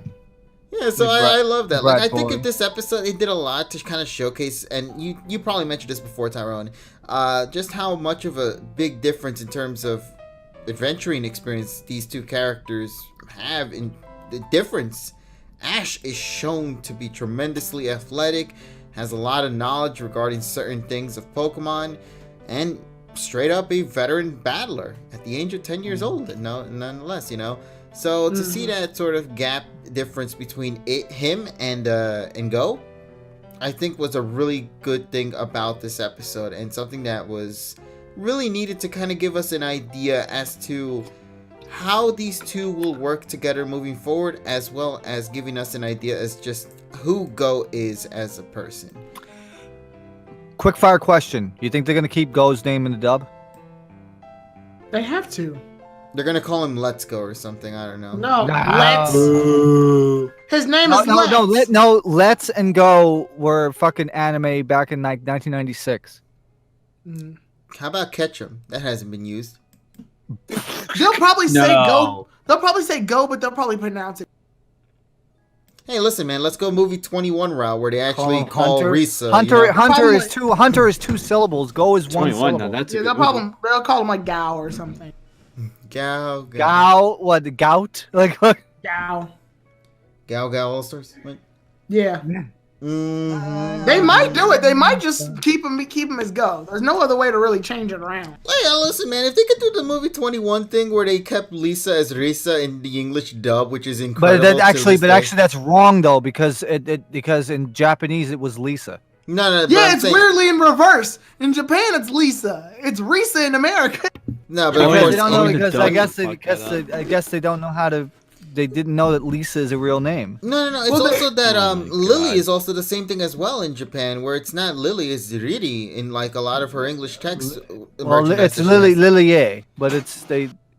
Yeah, but they do that where they like replace. I don't think there's like an L for them or something, or they replace the L's with the R's, which is why they have Riri. And, Not really. I mean, Eureka is spelled incorrect. I mean, really interestingly, because I think they spelled it like Yurika. Yeah, Eureka. Y-U-R-I. No, wait, that's a common Eureka though. That's something that's I think is just a But I think it was supposed to be like spelled like Eureka, Eureka, or yeah. We never did actually get a proper name for her. Well, I think, right? Like in the openings or anything that had her name in English text? No. Not no. that I'm aware of, no. No, in promotional stuff at like the Pokemon Center, yeah. Yeah, okay. But yeah, so Lisa and Risa literally the same thing in Japanese. in term like okay, Lisa is the real name, Risa is how they pronounce it. Basically is how it's Well, remember I have said many times on this program that the Japanese R is between the English L and the English R. Yeah, which is exactly why you see a lot of things Because this get changed in you English. wouldn't pronounce it as Lisa, you call it Lisa. So it's not Risa, it's not Lisa, it's Lisa. Yeah, which is why I said, like, I find it amazing that for the dub of movie 21, they were able to do even to that extent for Risa, you know? So, maybe they'll keep Go, like G-O-U, just straight up Go and not really Maybe do G-O, anything. maybe just G-O. Just Go? Go. That's it. Yeah, Go. Well, we'll see what happens. It's going to be interesting, and I guess one last thing we didn't really talk about, but we'll probably just talk about it for like a minute. Sure. The music. Yes. I was gonna say me, but that works too. The what? You. Yeah, so, hey Richie, how you doing? Yeah, how am I doing, huh? Yeah, you're the son. Oh my god, actually, now I think about it, that's horrible. Yeah. You know what it's terrible like? It's sense. like that background character that's like just so blended in the background, I don't even know what to do at this point. I'm sorry, Richie. No problem. Used to it. Alright, well, let me go and slap you in the Then foreground, say buddy. something, Richie. Yeah, you can always butt in on us. Nah. Emerald Talk. tomorrow then. No. Wait, we don't have Emerald. We got We have no? Pokemon We got Shield this- tomorrow. Oh, yeah, that's right. Sword and Shield. Yeah, I still gotta figure out what the hell to do in that. So, adventure. Richie, say your thoughts. Well, I mean, I was gonna expand on continuity, but I guess that window passed. Oh, we didn't even talk about continuity, We honestly. didn't talk about shit. in Yeah, continuity was like Because there wasn't much neglected. continuity. It wasn't continuity to begin with. Yes. Not Because this not episode focused in on the the episode, characters. but I mean in general, the Okay. expectation. Oh yeah, from the because fan base. continuity was like the negative thing everybody had going on for this episode, correct? Is Yeah, it- pretty much. No, It's just go- like, I mean, I don't know. The fan base just seems kind of, what's the word? they seem to expect a lot for a series that disjointed. just started. They're disjointed. That too. So I don't know. This is a simple statement. I just don't get why, it's like episode 3. We're just starting out things. We're trying to, the show is trying to figure out its own identity. And you mean to tell me, all of you, just want continuity right out the gate? I don't. I think one of the things is that they've been misjudged on continuity. Sun and Moon. Ash mentions that he has a bunch of Tauros at home, so they're living it off that standard.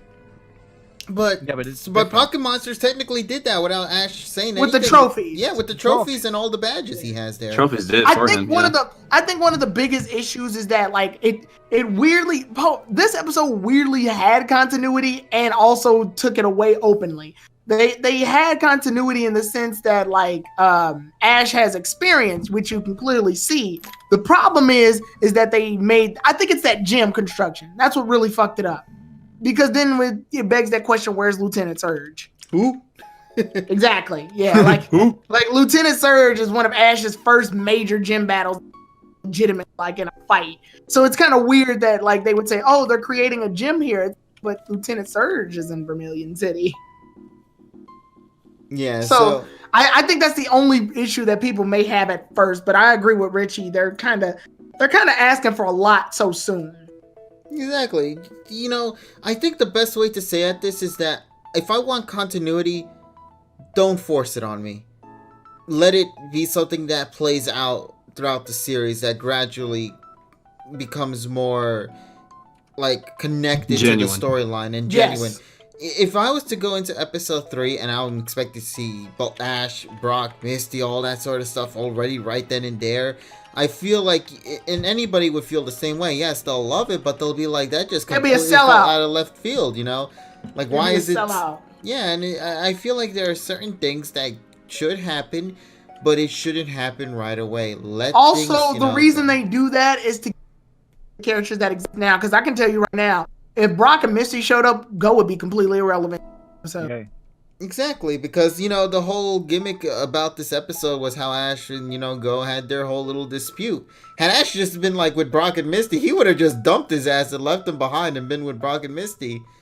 And then Go would be in his situation by himself. Like, that's not good storytelling. That's not how you do it.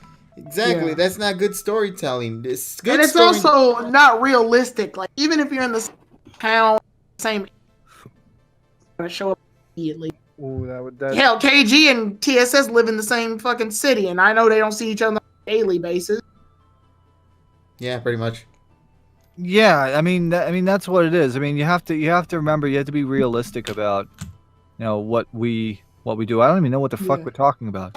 Yeah, the point is like sometimes like if you're in an area and somebody passing, but you're not like. Just because you're in that area doesn't mean it narrows your world down if you expect somebody to be there immediately, right? I mean, I'll be lucky if I see any of my friends either online or real life, and in a real life environment every like 1 to 3 months, maybe even 6 months. Because remember, work and life comes first. Right. So Richie, did you have anything else? Did you have anything else on the fan base when it comes to that, or hop into music and end this off? Yeah, don't expect too much. Just let the important relationship play itself out. Let it grow. I sure hope the writers don't try to I mean, I said this last night on a different podcast, but here's what I said about Ash and Go's relationship. Real quick before we get to the music, because I know we're running time, but it's going to be one of the most, if not the most important piece of PM 2019.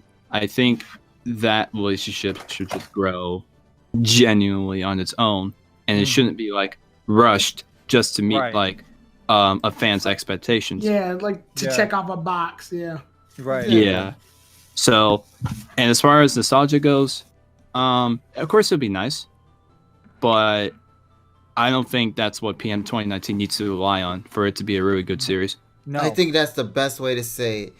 A lot of people are trying to make it seem like it's something that like it's part of the core series for Pocket Monsters. It's like it needs this in order for this series to thrive, when in reality it doesn't need to. It can do it when it wants to. And just put it in a way that doesn't feel forced and feels genuine. It feels like it's a part of the story. It feels natural, you know. Yes, that's the key. Natural. Exactly. So please, if we're gonna do it, let's do it that way. Sure, I'm a little bummed out that the Bulbasaur was nowhere near to be mentioned whatsoever, but it's like he doesn't need to explain every single thing he has on him because he Right. never really does anyway. You know, so that's not who Ash is. Ash is just like, oh look, here's an adventure, let's go at it. The series, you know. And that's who he is. But now, to wrap things up, folks, let's go talk a little bit about music. So, what can I say about the music that hasn't been said before? Hayashi is really doing a very interesting job this time around. Yeah, I will say I love their interpretation of what they did with Team Rocket's theme this time around. Yes. Oh, I like the Team Rocket opening visuals there. Really good. Yeah, Well, they went like a jazz-esque kind of style. With You like jazz? Sorry. No, don't worry. Boo. Seinfeld. Jokes. But, well, you were going to say something, TSS? No. Oh, okay. I I was thought just you were going going to say something regarding Team Rocket because I know you're like more the Team Rocket kind of guy. I'm really happy that they brought back the old motto, but also, as we mentioned, the visuals were just fantastic. Just the art, the art style, the details in the backgrounds, and just, you know, their overall presence. It's like they're back. They're back and they're trying to legitimately do it. And plus, they're not after Pikachu. And I'm happy about Well, that. they are now. Yeah. They said it after they blasted off. They said Pikachu's really strong. You know what that means. We got to get it. Yeah, I got the fucking thing again, yeah. Yeah. But to be fair, Sun and Moon didn't make that their priority, so it's kind of feeling refreshing to go, in a way, back to it. But as long as they can still do their things that they need to do later, then it's fine. But it all depends on, you know, where the series tends to go moving forward, because I genuinely don't know what the hell they're going to do with this series. That makes it very exciting, because now that means we can't really predict what we're going to do, because they've never done this before.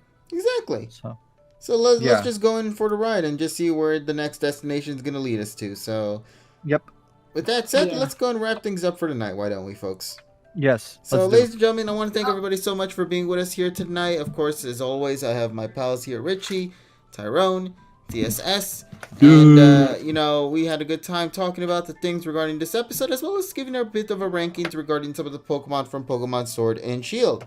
With that being said, though, tune in tomorrow, once again at 10 p.m. Eastern Standard Time, to go and jump back again into the world of the Pokemon Sword and Shield series, as we have our adventure to continue moving forward, because I only just got one badge in like 30 hours, so we need to kind of move forward with this plot at some point. Yes. So I'm curious to see how many badges I'll get in the next round. Will it be successful? Will it be not? I don't know. I know one of my friends is suffering a lot with trying to collect badges, so maybe I might suffer the same fate as well.